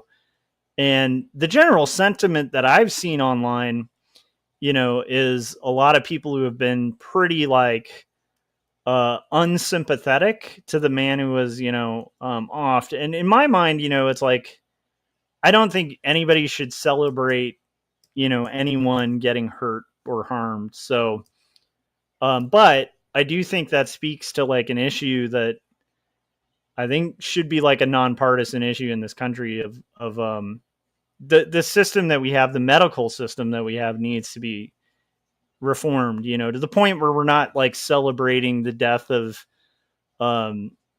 people involved with implementing it. Right. That just, to me, that speaks to like a problem that I think hopefully people start paying attention to. Because again, I don't really tend to advocate. I don't think violence is ever. I tend to be more of like a pacifist, where I don't think violence is really ever an acceptable answer, to the point where I'm not I've even questioned sometimes whether self-defense is even a justifiable use of violence, which is bizarre, because I definitely, I would defend myself. But my point is, I have such a like tough, I have such a tough issue with violence that I even at times have questioned self-defense violence. But at the same time, like, our country's definitely at a point where, hopefully like politicians and people who are kind of in power, as well as people who vote, man, are paying attention to, if that system doesn't change, like there might be some major issues in our country, if they don't reform that. Dylan said it's a little wild that our base level of hierarchy of needs gets, he said, shame on us for having a human body. And he said, I've heard of it. It's sad. And I hate that people are happy about it. And he said, I was going to ask your opinion on it, but I thought I'd let you cook, since you tend to get political on your streams. And Dylan said, well, defending yourself is different. Yeah. And again, like I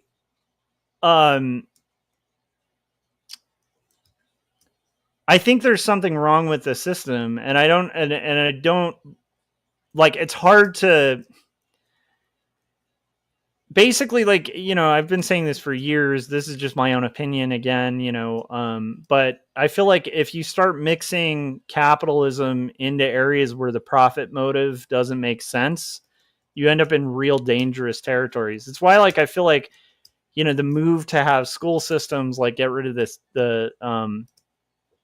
the humanities and just kind of focus on like STEM and like, career, almost like become like a career-based learning, like tech schools almost.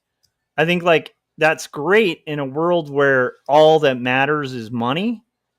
But unfortunately, and I would actually say fortunately, I don't think that is the way humans are wired. I don't think that money is the only reason you should get education. And I feel like if you think that, like, you really shouldn't be making art. I think there's something deeper than money, and I think there's something deeper in education and learning that has more to do with like becoming a decent citizen, like becoming a decent human being, becoming knowledgeable of history so that history doesn't repeat horrible, events, becoming more knowledgeable of the arts so that you can get closer to the transcendent. Like these are things that I think are really important. And yeah, like learning a trade, like making money, these are important things too. We all have to eat and stuff like that. But I feel like in American culture, unfortunately, I think a lot of the time, we will put the profit motive above human beings. And I think in scenarios like the healthcare system, I think it really collapses. And in my opinion, those are the areas that should be government services, is where the profit, like, classic example of that is the fire department. Privatizing a fire department is probably the dumbest idea on the planet. We did it once. It caused gang wars between different fire departments. It caused some fire departments to starting fires just to kind of make a profit for putting them out. And so they very justifiably at the time decided, you know what, maybe we should, maybe it's not good to have an incentive for houses to light on fire so that you can fix it in the market, right? Like, maybe that's not good. Maybe we should actually make this a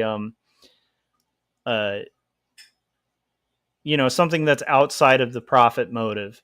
And I would say the same should be for education, where there should be some education, like trade schools, that are specifically driven by profit and by career training. But I also think there's an element of education, like learning philosophy, learning how to think. I think these things transcend just like net worth on a board, by somebody who's looking at the human capital that they have to work with. That's just like inevitable, as a problem. So like, anyhow, to me, like the healthcare system being tied in with the profit motive, where you have insurance companies that are going to profit off of not paying out what the service that they're claiming to provide. I think this is a intrinsically immoral and dangerous thing to have. It just is. It's like it runs a very dangerous. It's playing a very dangerous game. And I think when you play dangerous games like that, and you make the profit motive be about things like human life or health, like that is where it can get real dangerous, and not only dangerous for customers, but dangerous for the nation if it doesn't change. Because it's like, you can't exploit. Like, there are certain things you cannot exploit for just profit, without running the risk of like complete revolution. That's just human nature. So yeah, anyhow, that's kind of my long-winded thought on it. But anyhow, so UBI is it. I think there are ways that could possibly work, and I would be for the exploration of that. But I think at minimum, catching up to speed with where Canada's at, with where, most civilized countries across the world are at, is just, it's beyond necessary. Dylan said, part of me wonders how people are celebrating his death, how they would react to someone on their political stance was killed. Would they not like all the memes and jokes, etc.? That's the thing, is like, I think that people shouldn't celebrate death. And again, I feel like even that man, like, as like, I mean, it's hard to say he was a moral guy with some of the stuff that he was having done. But I also think he's a byproduct of a very broken system that incentivizes profit over people. And so, if you're a CEO who's having to answer to like the fiduciary responsibility of investors in that industry, it feels like inevitably you're going to cut costs, and cutting costs in an insurance company is going to have a lot to do with not paying out as many claims. And that means that there's a lot of people who are going to die because of the profit margin. And that is just innately immoral. And so it's like I don't know what I don't know what the solution is, because I don't think that's necessarily on just that CEO, although I will say he made some pretty like outrageously immoral calls. And I think when you're a person who lives a very immoral life, like there will be people who celebrate your doom. But again, I don't think violence is the answer. But I also think, my wife wanted me to show you guys this. So we were talking about Little Bear. See, this is the one I thought you were talking about. I thought you were talking about the Little Bear stories. I used to read these to my son. These are beautifully done. The illustrator is Barbara Firth. They're these very limited watercolor pictures. They're just, I mean, it's a beautiful book. Look at that. This is a beautifully illustrated book. So that's the Little Bear one I thought you were talking about. But the Little Bear you were talking about was the one done with Maurice Sendak that was written by Else Homeland Minarik. And these are her copies. And she said you can get the whole set for a reasonable price. I think she got this as a gift. But these are really beautiful books too. So that was the Little Bear stuff. Philip said, depending on how our next election goes next year, we could potentially lose our health care. Yeah, there's a lot of stuff that we might potentially lose because of how our election went. So we'll see. That's one of those things where, man, it's been a chaotic year, at least personally here. Where there's been a lot of adjustment and change and stuff like that. And so I'm just with that, almost just trying to take it day by day and see where it goes. Cause like maybe all of my worst fears of where things might head are wrong. But I also know that there is a wind of similar leaning politics like sweeping everywhere right now. There's a very like strange extremism in the air, and so it's going to be interesting to see where everything goes. Dylan said that book looks cute. It is really cute. It's one of my favorite stories in it. This is that Little Bear's Stories, the one I initially thought you were talking about, the one with the really tender watercolors. So that one has a story where Little Bear is scared of the dark, so Big Bear gets him a lantern, and then it's not a big enough lantern, so he gets him a bigger lantern. And the whole story is basically Big Bear's trying to sit down and read his book, but Little Bear keeps kind of complaining to Big Bear that it's scary because it's dark. Can he bring a bigger lantern? So he brings a bigger and bigger and bigger lantern, each time getting interrupted from his book. And finally, Big Bear uses the biggest lantern, and his kid's still scared, so he kind of thinks about it. And then he brings him out into the night sky and shows him the biggest lantern of them all, which is the moon. And then Little Bear falls asleep on his dad's shoulders, seeing the moon. And so his dad Big Bear finally sits down to read his book and finishes the sentence that he was trying to read, and then ends up falling asleep with Little Bear on his lap. It's a really good book. It's about, I like it because I feel like sometimes books don't really represent like strong dads as much as they could, like encourage like fathers. And I think that that book is great because it's really about a father and son, and it's about like a healthy father-son relationship, which is, I think, really important. And I feel like it doesn't get told, like those stories don't get told as often in the book sphere. So I really like that book because it reminds me of my kid and me, you know?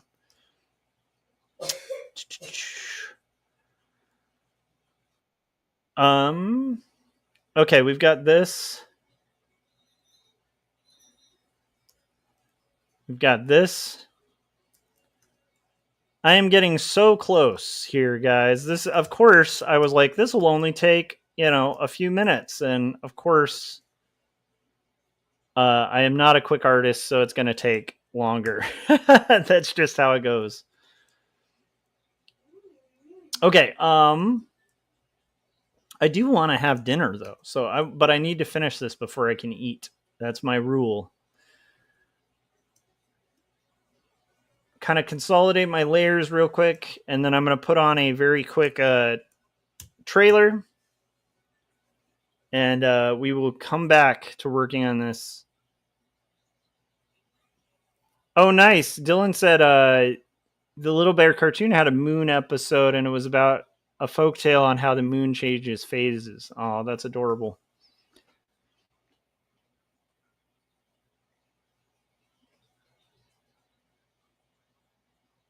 Oh, home ec. Dylan was saying, I grew up with boomer parents and they told me about home ec. My mom loved it, and I think home ec needs to be mandatory for all schools. I think home ec actually is a really great thing. And I know that like a lot of schools have a similar thing, but I don't know if it's quite as present as my boomer era either.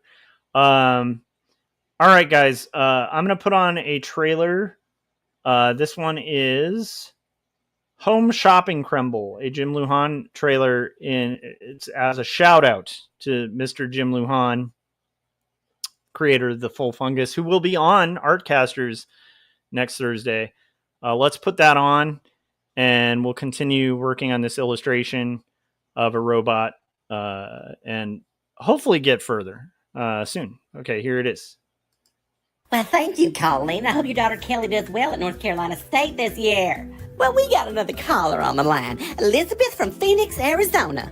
Elizabeth, what can we do for you? Are you ready to do some shopping, girl? Oh, yes, Terry. I am ready to do some shopping today. I'm interested in that 2-book set you have. 2 Stories and Jacob's Apartment. Oh, well, that's a great choice.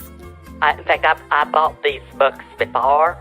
I gave a set to my grandson, Hunter. These books are amazing. Well, they sure are, and if you buy both of them, you really get the whole feel of the whole Joshua Kemble universe. You know what I mean? Yes, I do, Terry.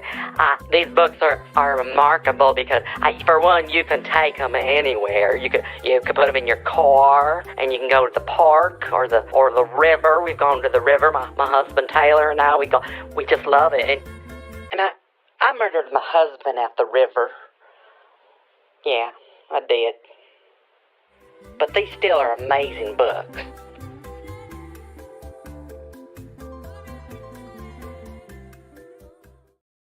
All right, guys. Welcome back. If you're tuning in, this is Joshua Kemble's live stream. We're drawing a robot for my client. We're taking the rough that I got approval for after a couple of mild revisions, and now we're basically vectorizing it, streamlining it, and kind of making it into the style that that the client uses for their books, where it's a much more like kind of single line weight style of illustration. And then from that, we will then go on to yes. Okay, cool. At first I was kind of looking at this like, do I want the line weight to go across? Do I want a kind of more... The only thing with the pen tool that I would just encourage people is when you're using the pen tool, you get these little anchor points. And half of using the pen tool really well is trying to not have like jaggy ends to your anchor points. Like really paying attention to where those points are falling. Like even here, that's kind of a strange warp, so I'll kind of fix it. And then I'm going to basically go from there to finish up this robot nicely. I want this to be like a 1.5. That's too drastic of a shift in line weight, in my opinion. Now I'm going to have the 1 for the inner lip of this little arm receiver. This robot's got like a little arm receiver. And then I'm going to take a look. I want to make sure this point is meeting very nicely. I also want to make sure I'm not rounding these corners either. There we go. That'll work. Kind of carve that corner a little bit. And now I'm going to add the shadow above it. Save. Saving's good. I haven't saved in a while. The nice thing about working in vector is it doesn't take as much processing speed to work in. So on the computer, generally there's like less lags when you're working in vector because it's just like a much smaller file size. So that's one really cool thing about vector. But I like working in vector occasionally. I don't think I've ever no, that's not true. I have done a comic in vector.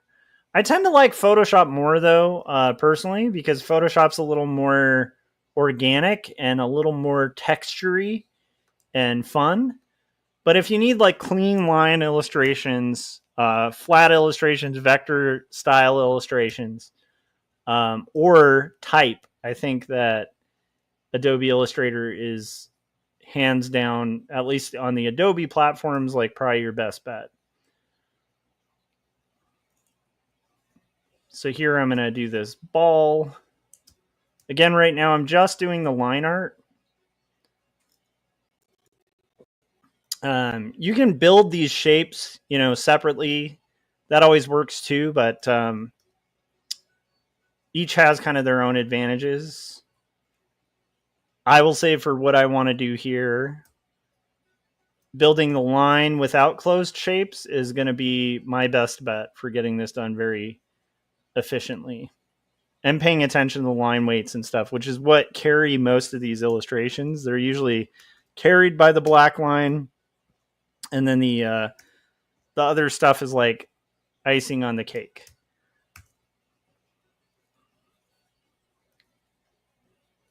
Dylan said ball joints. Woohoo! I love ball joints on robots. I think they're amazing.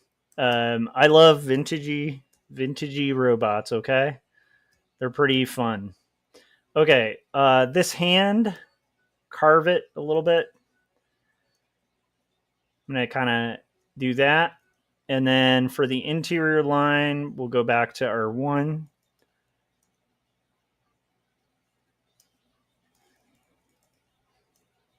I kind of like that I had a curve there, but I don't know if that's going to work with my robot. So I think I might straighten that out a little bit. But you know what? No. We're going to make that a curved line because it's fun. And I like that. Make it a slightly curved line. And then we're going to do our hands. And we're almost done with our robot. Hands. And then I'll do my shading. And then we just have to do the pencil and the whole background. So this definitely, it's funny. I thought I'm going to knock this out in like no time. And this just goes to show you how much time it takes to do these things. I will tell you the drawings themselves probably take like, like half an hour to an hour.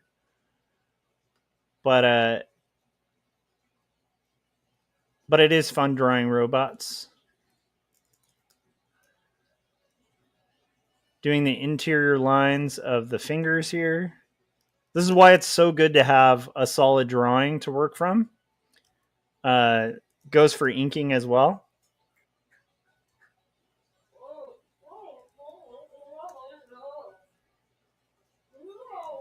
My kid has been listening to some kind of like video game music. He really likes video game music.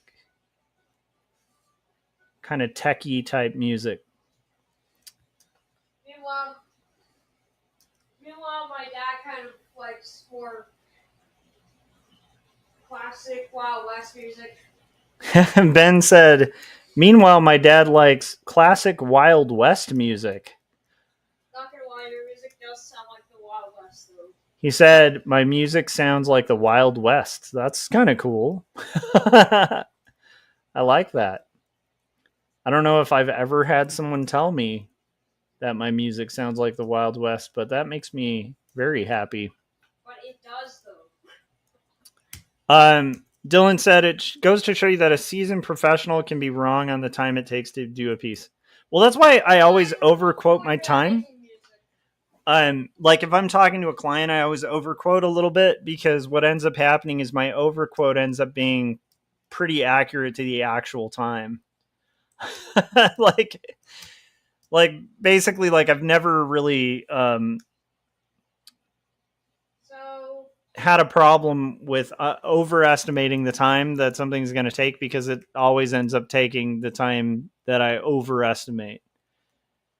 Me and Dad actually are both pretty good at making music for real. Benji said he's pretty good at making music and that I'm pretty good at making music for real. We're both good at making music for real. He has been making music. That's the cool thing. I would love to play some of his music on here one of these days. I will have to do that. We have to figure out a way to export his animations too. Because he does animations on this specific program, but I'm pretty sure they can export. And so it would be cool to export those and share some of those with you guys. Because like he's been doing like straight up animations. Like, and they're like good. Like, yeah, Ben, my son is very talented. Okay. I know I'm a unique dad in that and saying my kid is so talented, but there's been some stuff he's done that like blew my mind. Like how good it is. Let's see here. Dylan said nice. Awesome. Okay, so now what I'm going to do here is just kind of do the eraser. And that's going to get that done, which is kind of great. Let's see if that transition is too extreme. And I think it is. My kid is dancing. He's got the wiggles. Okay. I think this needs to go to 1 point, weirdly enough. Yeah, we'll just do 1 point for that whole pencil because that way it can have detail. And then I will go in and get the shading. I just want to finish the pencil first.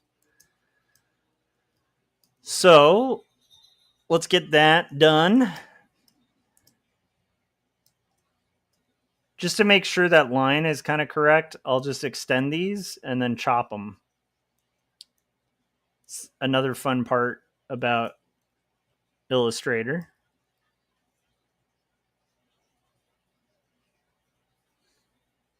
Now, if I wanted to build this in components that are like reusable, I could always build that pencil separately and kind of put it on a layer below.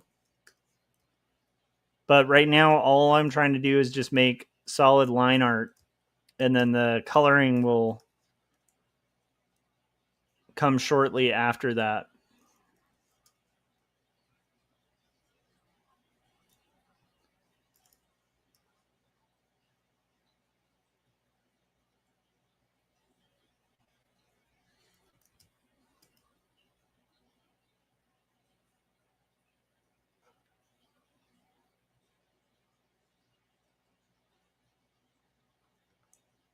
And then I'm going to get in there and do the, I don't like that that's kind of off center. I know it was off center in my original drawing, but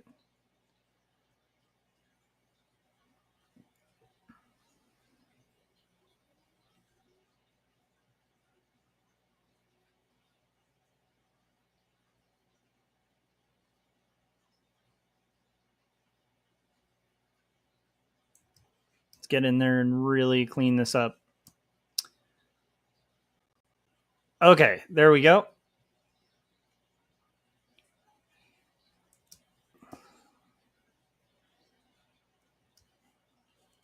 Okay, so now I'm going to basically add more shading to my robot here.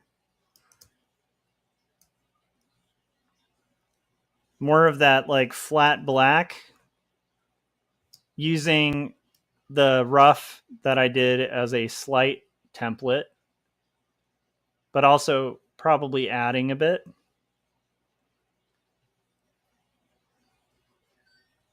feel like that's actually a great one to just have as a fully flat black. And then here we can have our pencil.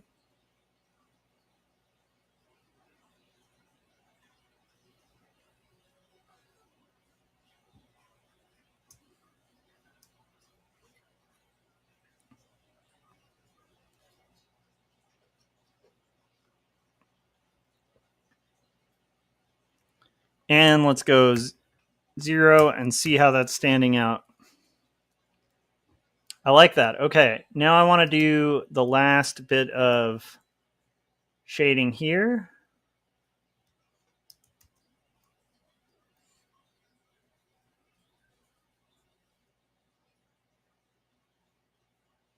And just to be able to draw that, I'm going to turn off the visibility of the lines.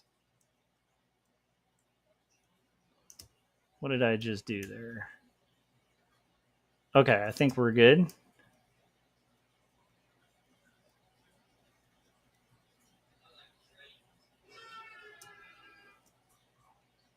And just make sure this is underlapping.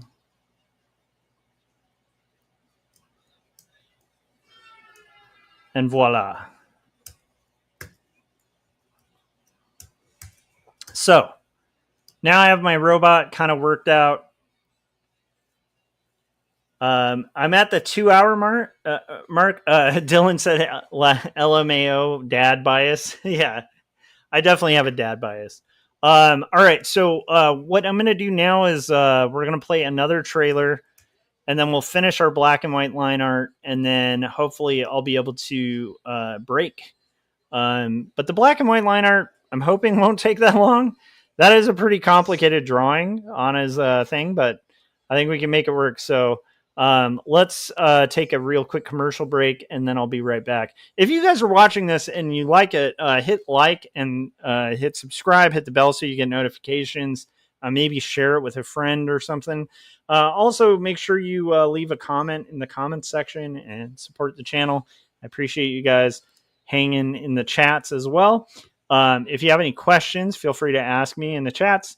And what we're going to do now is we're going to play a trailer, and this one will be Kids Say Kemble by Mr. Jim Lujan. We know the Georgia kids say the craziest thing. So, little Susie, do you have any brothers or sisters? I understand you're in 3rd grade. How do you like that? Do you like your teacher? You like to do a lot of fun things at school? You got any hobbies, Susie? Any things you like to do when you're not in school? I hear you like to read. Well, right now I'm reading 2 stories, written and illustrated by Joshua Kemble. It grapples with faith and mental illness. It's ultimately a story about redemption. It's a savage piece of writing. Also, I just finished up Jacob's Apartment, another one by Kemble. Jacob's Apartment weaves together elements of spiritualism and relationship dynamics, as well as atheism, and all the while it deals with abandonment and loyalty. It's a fierce, fierce read. Do you like ponies?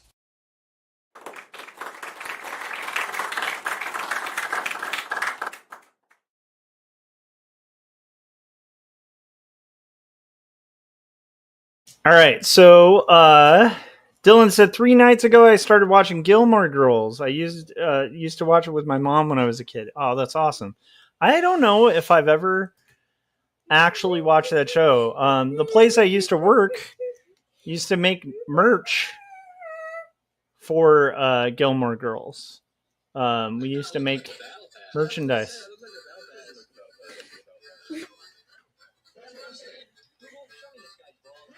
Ben. I love it. Okay. All right. So we've got to do our. Ben was sharing some memes. Okay. So right now, what I want to do is basically go in here and do this drawing table. This will be way quicker.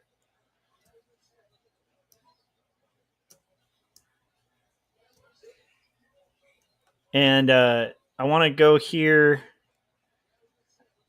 and make sure I'm not rounding my corners. And then we'll go here and break, hopefully break the section there. Cool. Easy peasy there. Now what I want to do is draw this section down here. I'm going to do it, let's do it color filled with black.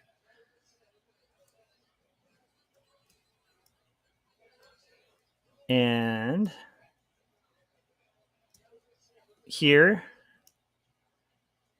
And then I'm going to adjust that point where, oh, I don't want to adjust that point like that. I want to adjust it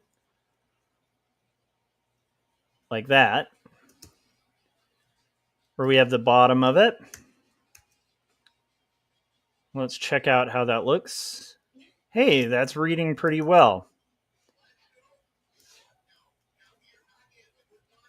Okay. Now we're going to do the side.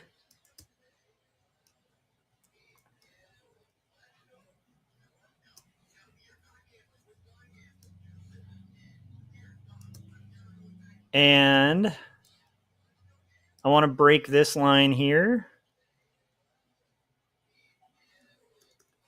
And we're going to break this line here.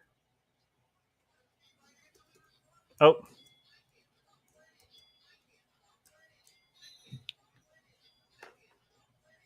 And let's do this line. Make sure we delete that center part. Philip said, I'm so tempted to do a trailer with reverse characters, have an interview with the guy who, with a huge guy who has a little girl's voice. Hey, if you want to do that as a video, that would be amazing. That would be incredible. So if you guys are just tuning in, I am working on a freelance illustration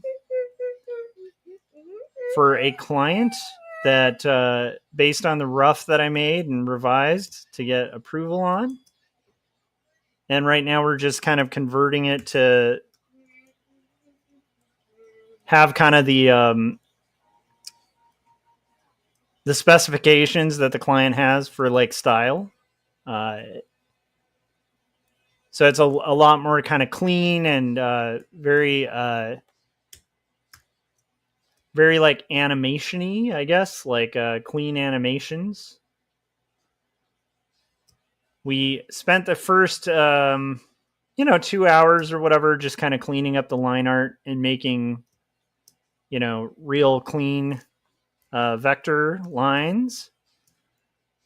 And now what we're going to do is just kind of modify so that we're kind of ready to rock on the final. Luckily, this spot of it is pretty easy to kind of render out. And this is why it's so important to like have really good roughs when you're dealing with clients. Like have the rough be pretty close to the final, because then there's less guesswork in kind of the inking stage. And now I'm going to just kind of make some slight revisions to kind of make it a little bit better. I think this gap needs to be a little wider here. And then I'm going to do this here.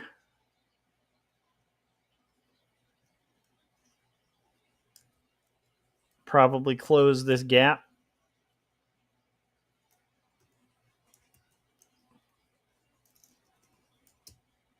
And let's do another relatively clean guy here.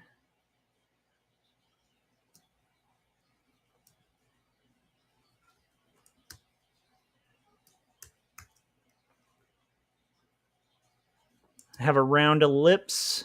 That ellipse was way off on my original drawing. That's okay.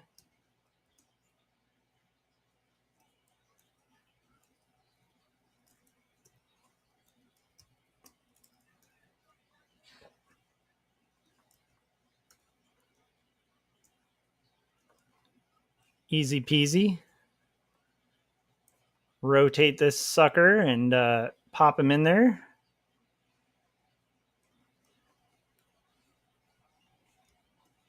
I might add shading afterwards, like with just black, like solid blacks. But right now I kind of want to get through the whole table.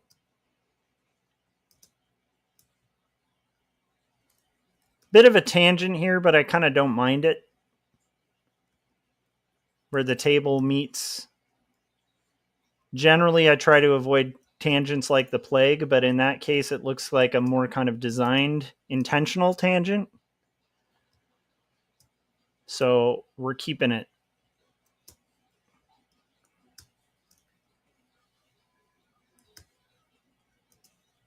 Getting closer. It's our finished robot. There's one thing that's not standing out well here, which is this this shadow is too extreme. It may not even be necessary, so I'm going to get rid of it. Nope, it is necessary. It just needs to be more here. There we go.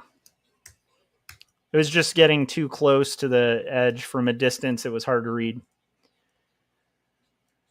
So now we're going to do our... Dylan said, how many jobs have you done for this company? I can't remember. I mean, I've done a lot of book covers for them. So I think right now, if I look at the files, let's see, there's 1, 2, 3, 4, 5, 6, 7, 8, 9, 10, 11, 12. 12. Yeah, I think I've done like about 12 illustrations for them. So, and it's a good relationship. We have a good working relationship. You know, like the fun part about continual client is hold on a sec. The fun part about a continual client is you kind of start to learn a little bit about how each person works. And so your communication gets really streamlined. And this is like the relationship part of art that I think is really cool, where you build relationships with your clients. And so now when this client comes to me and they want roughs, it's a very quick process. I'd say the biggest process in this, the biggest hurdle now is just like kind of, we just wait for, you know, sign off from everybody, like the writer and stuff like that. So that's probably the longest stage of the process. But the nice thing is we had 2, you know, roughs pending and stuff. And luckily, like right before this weekend on Friday, I got final approval for everything. So I get to do 2 of these illustrations tonight. And what's great is I know the style they want. I know the color palette they want. I know the layout they want. And I know the process like now way better than I did initially. So it just gets easier and easier for both of us. It becomes a bigger win-win each time because they're way more likely to get what they want. I'm more likely to get what I want. Like it's, I don't know. I love that about having a client that you've worked with for a long time.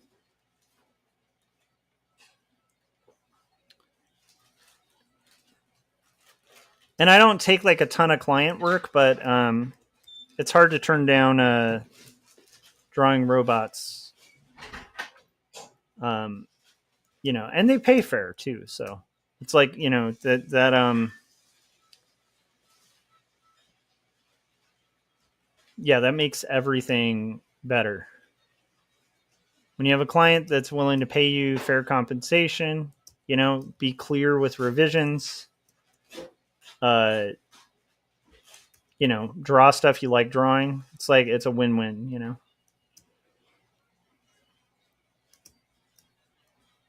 Kind of adjust some of these things. Might put it back to this view to be able to more properly adjust. There we go. And there's one other part we got here. Pretty easy peasy.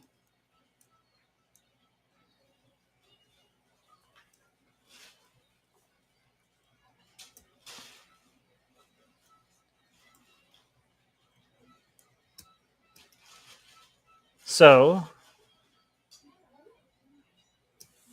I will say though, man, I'm ready for dinner. So I know my wife made dinner, and I'm like, unfortunately, I have to put myself in this spot of like, I cannot eat until I finish this part. It's just the rules. Them's the rules. Okay. I don't know why I'm not seeing. Turn off my smart guides real quick. Okay.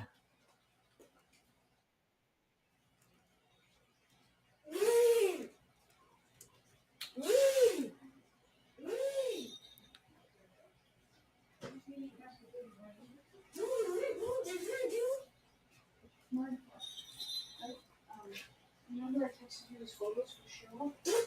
And you had a chance to print one out. Yeah, no, I was waiting for my ink. Oh, ink. It's not here yet, but that's probably one of them. Okay. Okay, and we have a couple of these that I'm going to break. All right, there we go. We have our art table. That's drawn. Save. And now we're getting closer and closer to done with this illustration. Closer and closer. Every second, we're a little closer. All right. So finally, let's get into the last elements of this.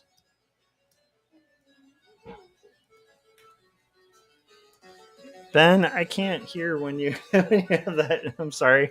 I appreciate it, though. All right. So we have I was going to just freeform this part. Let's make sure we're kind of at a rounded part.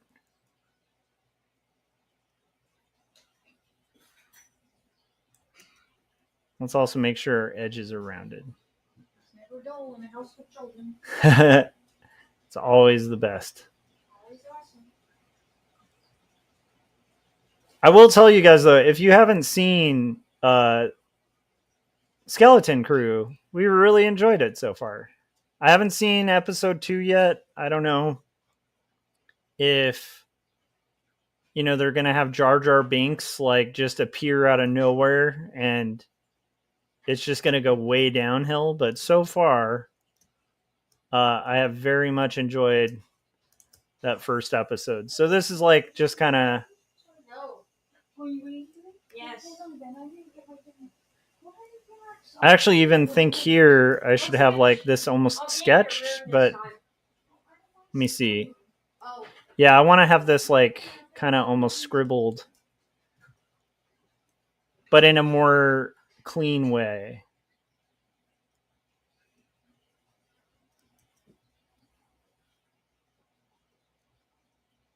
And then we'll just kind of thicken it as it goes.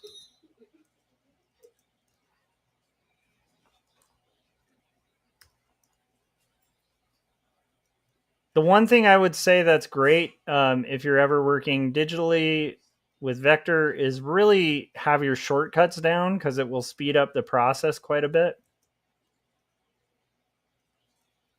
So I want this to kind of look almost scribbly. but not too scribbly. So I'm going to kind of clean up some of the areas where it's a little too obviously scribbly.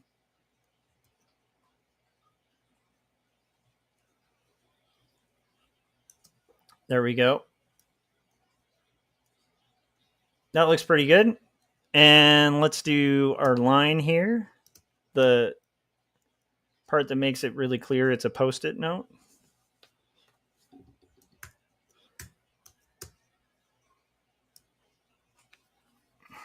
So we have our robot. He's drawing.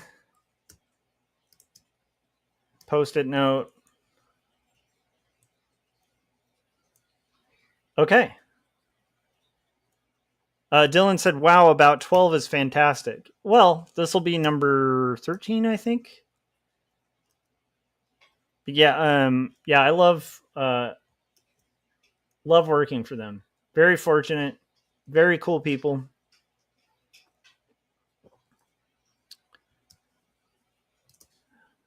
All right. Now we're gonna do the paper that he's drawing on.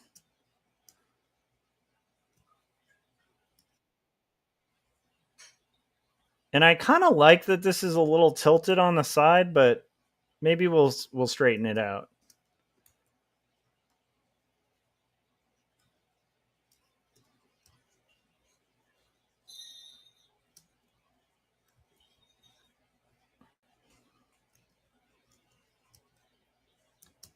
Okay.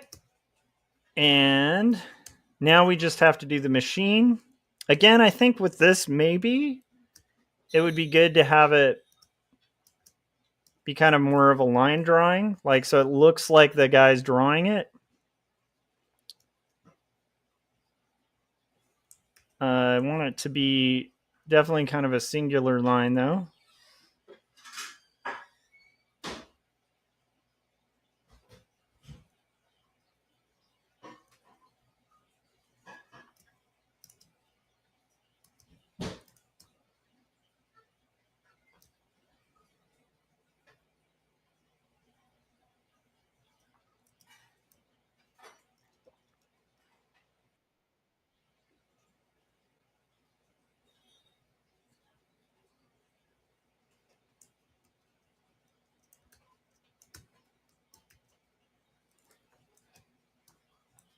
And maybe this can be 1 point.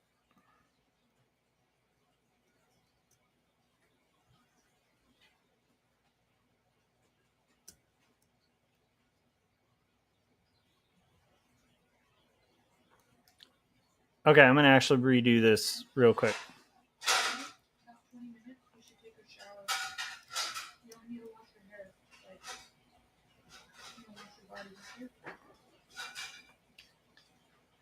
So we're just doing this kind of Vitruvian man kind of thing, but obviously very simplified.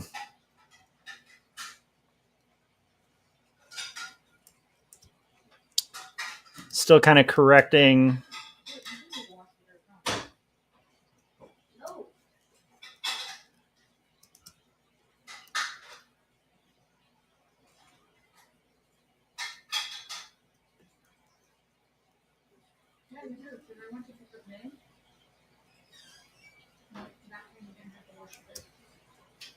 Okay.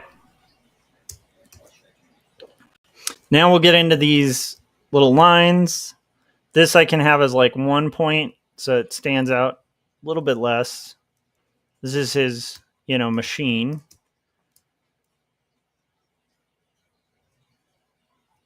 But he's like drawing it, so it should kind of look like a drawing.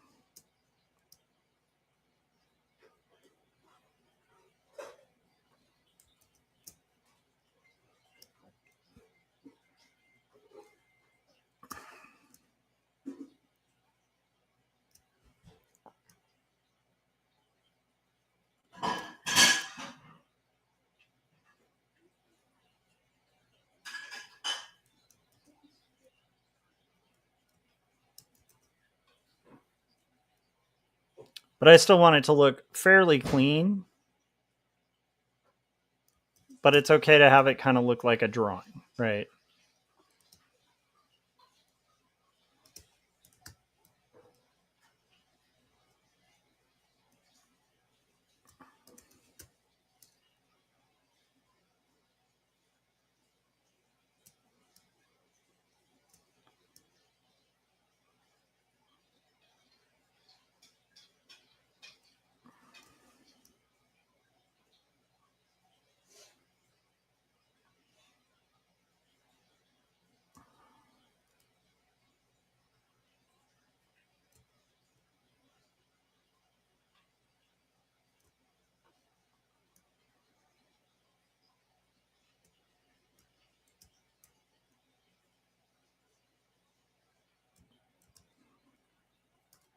see how this is coming along.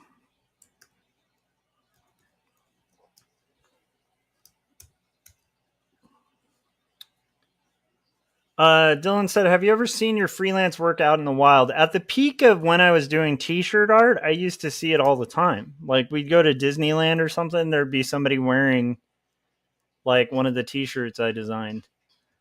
And then where I art directed, because when where I was art directing for about a decade, you know, we'd make pins, keychains, lapel pins, magnets, all that stuff for like resorts that are all over the US and all over the world. So it wasn't uncommon to kind of like go into a gift shop and see my art, like even today, because like a lot of even the stuff I drew will either be on like classic items that get reordered or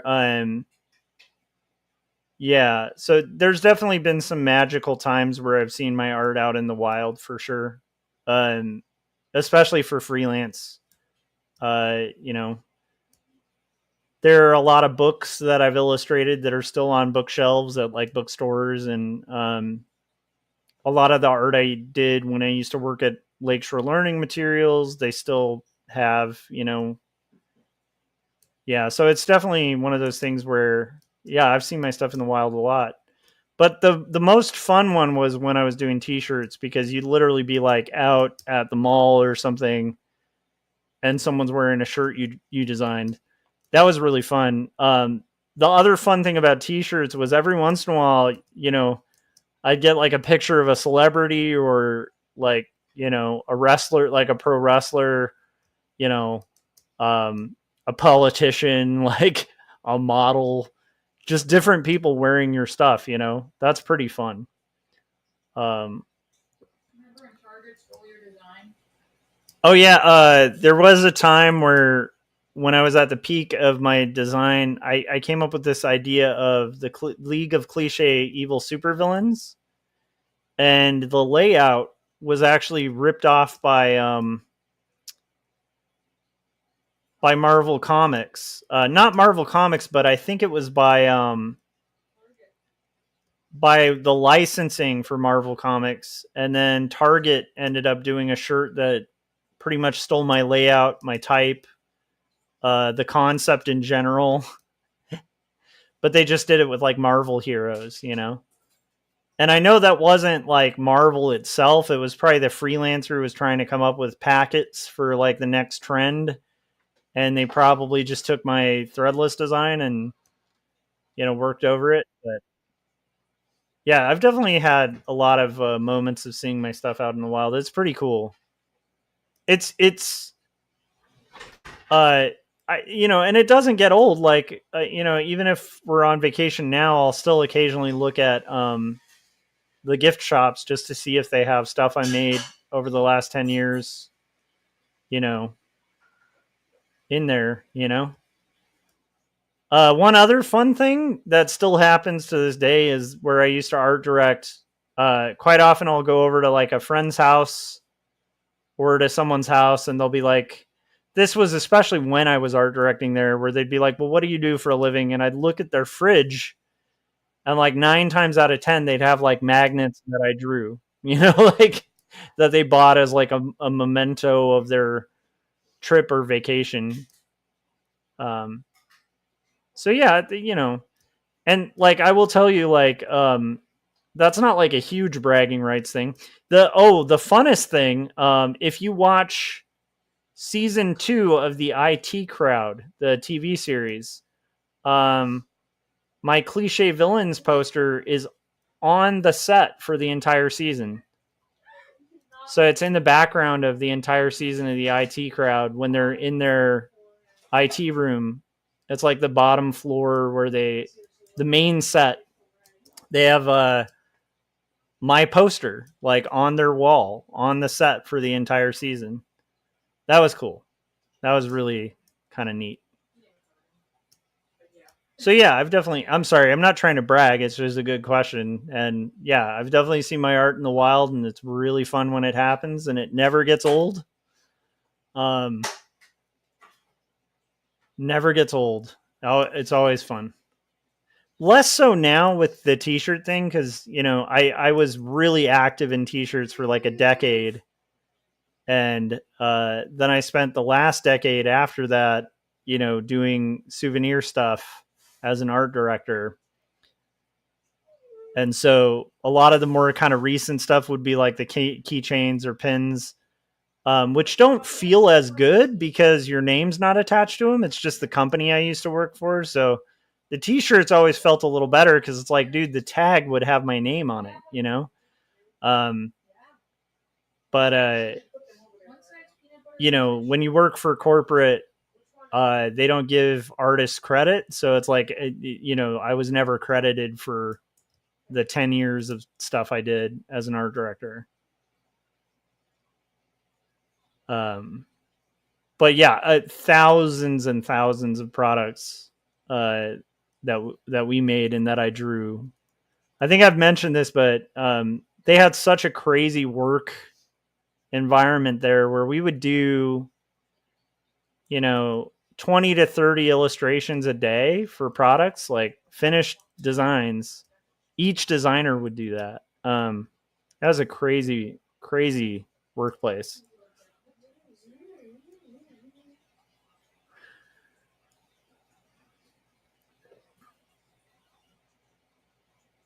Dylan said it would be great to get credit. Yeah, you should get credit. But when you work in house, you're on salary and you're making, stuff that the company owns. Whereas when you're like a t-shirt artist, you're not in house. It's like they don't own you. They don't own everything. And generally, if they want to own it, you can kind of negotiate that. Even these illustrations I'm doing, I feel good about because I don't own them, but I do get credit for them wherever they appear, So No Starch gives me a nice credit. And as cheesy as that is, it's important. I will tell you, there's times where maybe I'm a little thankful that my name wasn't on some products, because sometimes you freelance and you're like, I'm happy with this and it's professional, but I don't want this associated with my name. So there are some times where it's kind of nice to not have name credit, where you're like, yeah, I drew that, but like, I don't want that out there, ruining what I've built over the last, whatever years. So yeah. But my favorite one of all of the credits and stuff was the IT Crowd one, because I had never heard of the IT Crowd. And at the time, it wasn't available in the US. And so I had a friend who was overseas, and they were like, dude, you're on the IT Crowd. And I was like, what's that? And they sent me screenshots. And I was like, what is this? And they're like, oh, it's like a British comedy. And I was like, I love British comedy. So then I checked it out and was like, this is actually a really good show. So that was one of the most fun.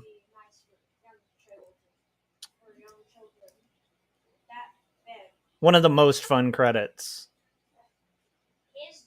The other fun credits are, weirdly enough, I think being in Jim Lujan stuff and getting credited on a Jim Lujan cartoon for voices or whatever, just being credited is really fun, because it's like being a part of the brilliant stuff he's making is really fun.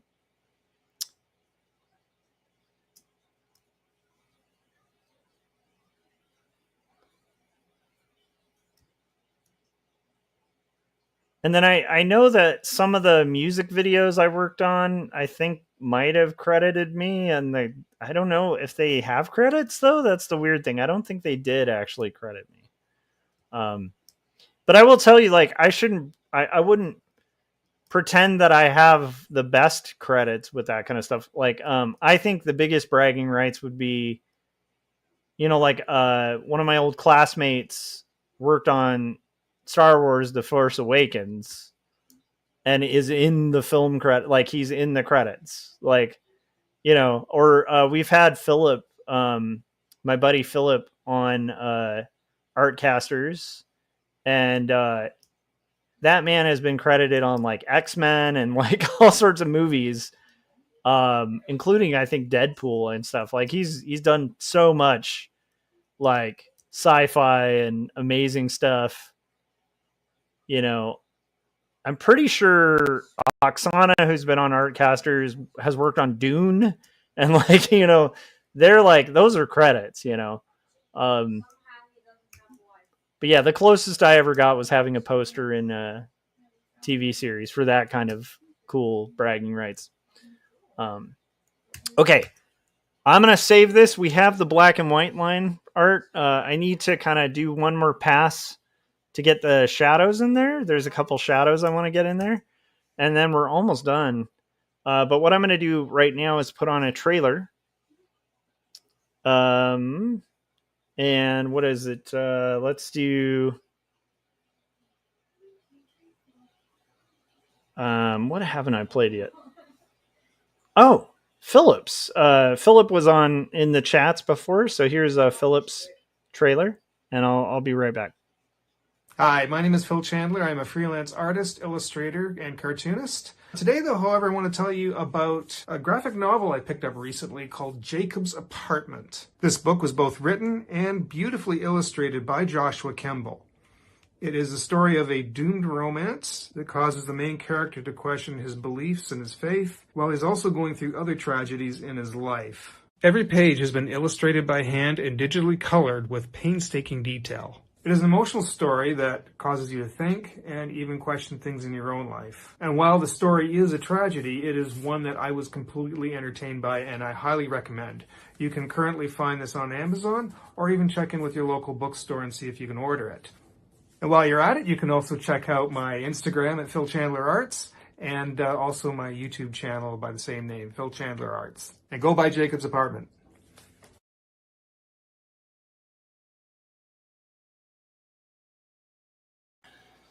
Let me check my audio settings. Check. Okay, cool. Yeah. I think the mic got pulled or something. Let me know if you guys can still hear me. So what I'm doing now is I'm going to kind of finish up the shadows, and then I'll show you guys the quick coloring technique, and then I'm going to go eat and fight the urge to open the guitar because, like, I can't.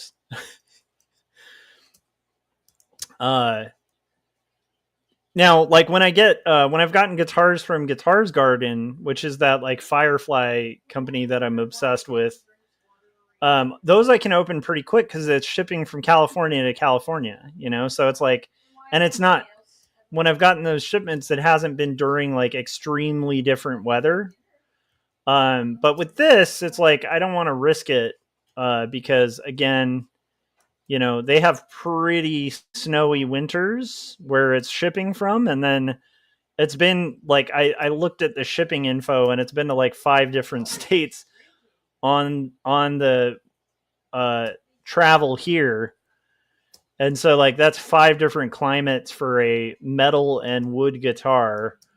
And so like the last thing I want is for the fret board to like shrink and act like, I need to let it acclimate so that it doesn't do fret sprout, because like otherwise you can have your fretboard like a lot of people don't realize this about wood, but wood moves, and like changes, and when you're talking about really refined settings on wood to like get your intonation and stuff, you don't want to mess with those forces. Again, it's not unfixable if that happens, but if I can avoid it, have it nicely set up, that would be ideal. Okay, Dylan reassured me. Dylan said, what pen or tools did you use to traditionally illustrate Jacob's Apartment? Jacob's Apartment was done with brush, like actual brush, and ink, and a lot of Pigma liners and straight edges. And it was done close to scale, so I didn't work as big on Jacob's Apartment. I think I worked like maybe like a half an inch bigger, but it was almost done at scale. So they were very small pages. I didn't used to work as big as I do now. I'm pretty happy with this. I'm trying to well, let's experiment. I want to see if adding shadow overdoes it. If I add shadow on this side of the fence here, and I think it won't. So I think I'm going to do shadow here, here,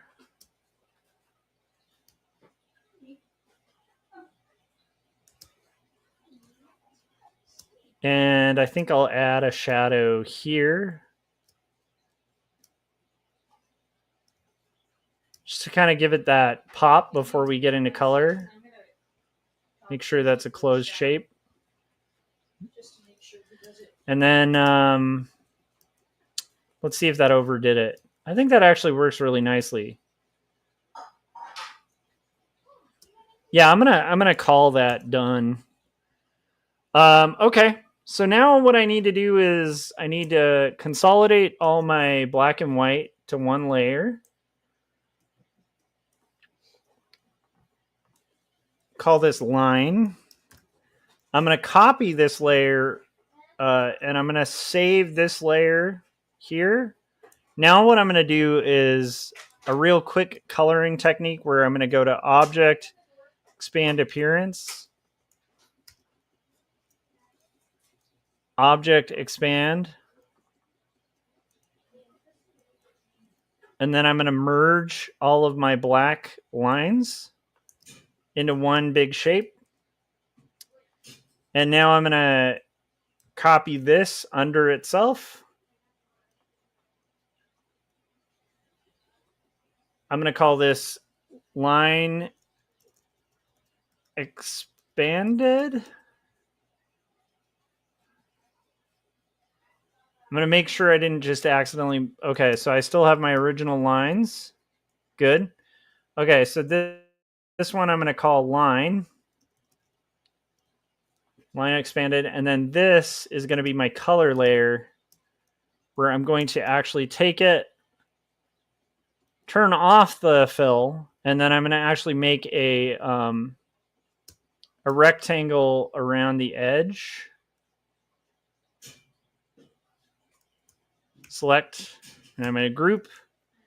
And then what I'm going to do is I'm going to turn on my old layer here, and I'm going to go to my live paint. This is a very strange thing. I need to remember where my live paint is. I'm forgetting the paint bucket tool. I haven't done this technique in a while, so I need a refresher. Where is the paint bucket tool? Is it here? No. Is it? No. Where is my paint bucket tool hiding here, guys? Where's my paint bucket tool? There it is, live paint bucket. And we're going to live paint. Okay, cool. So now I should be able to go to my live paint bucket. I love it. And now what I'm going to do is I'm going to eyedrop one of the colors here. Eyedrop the darkest. And then I'm going to go here. And we're going to paint in everything that's that dark color. I'll start with... what are my darker yellows? I need to kind of look too. Look back at my thing. Okay, so darker yellows are definitely going to be here, here, here, here, here, here, here, here, here. Oh, I don't want the joint to be... Dylan said, I call upon the mighty paint bucket tool. It's funny because I used to never use this until the live paint bucket. And for this style, this flats it out so quick that I absolutely love it.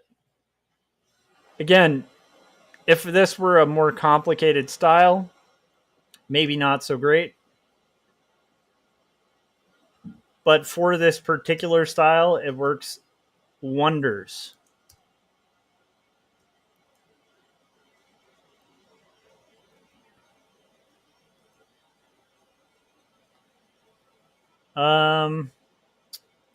Okay, for the pencil, I think I'll have this be that color, and I'll have this be that color. I'm just thinking in terms of value. And then maybe we'll do this as that. And we'll do maybe these interior things. And this one. And I think I have all my darks. So I'm going to save. And then we're going to do our lightest tone.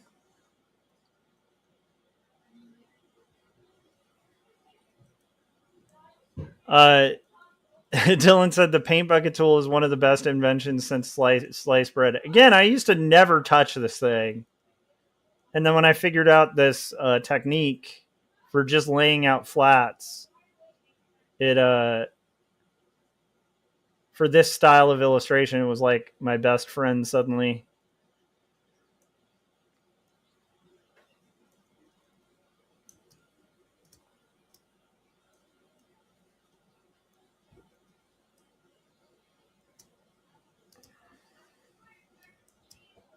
Couple areas that I need to make sure we do here. Chair.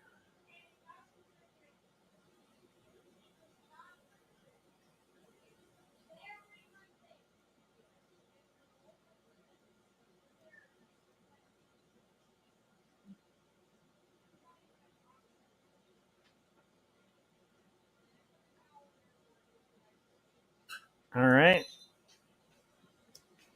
And I think there's one other spot up here. Well, guys, here. And, oh yeah, this guy.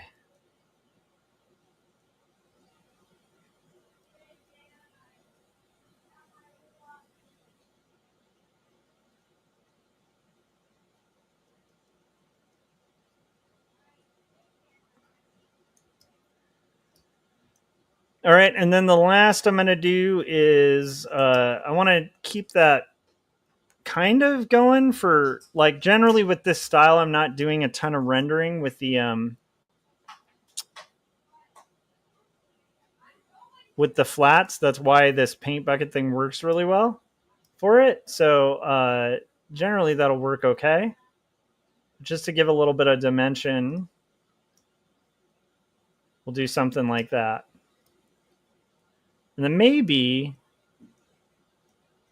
like that, just so there's like a sense of lighting. And then I'm going to look at my rough again. And it looks like we were going to go with white for my outer edge. And white for my robot's head. And white here. So just kind of putting in those little bits, and then we'll kind of work from there. So, and also I want to save. Again, this isn't the way I work on every project. It's just this particular style that I've kind of been using for these projects.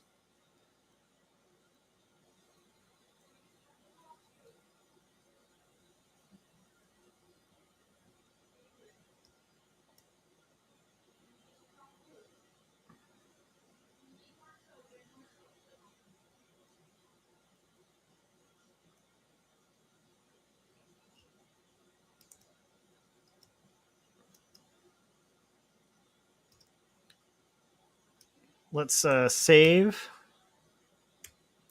Eventually, I will be expanding this live paint area, but for now, I want to make sure I'm kind of covering all my bases.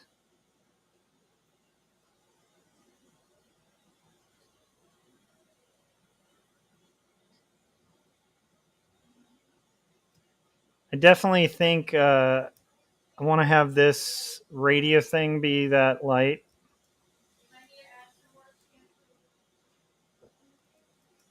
We're going to go back to white.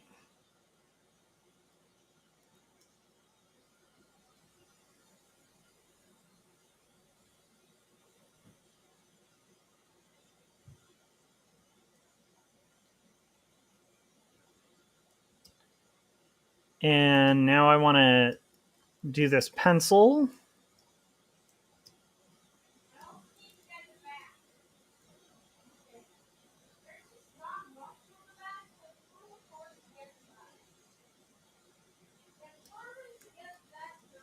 And let's make sure we got all our white areas other than that board.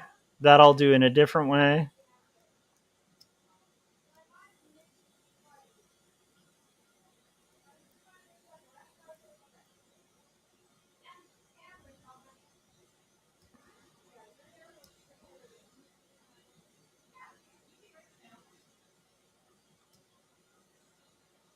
And there we go. We've got, I think, everything. Let's turn off our layer and see. Yeah, actually, I think this is working pretty well. There's a couple little things I think might make nice little details. So without having to add much. So I'm going to get into those. Like this little spot might be cool as like an off color.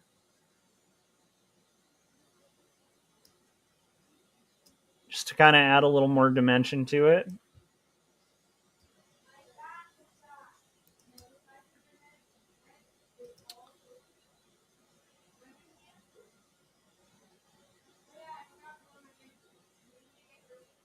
And then finally, the last thing is I'm going to select all. I'm going to object expand. I'm going to group. And then what I'm going to do is underneath it all, we're going to have a white here that I can send to the back. And now we have a pretty solid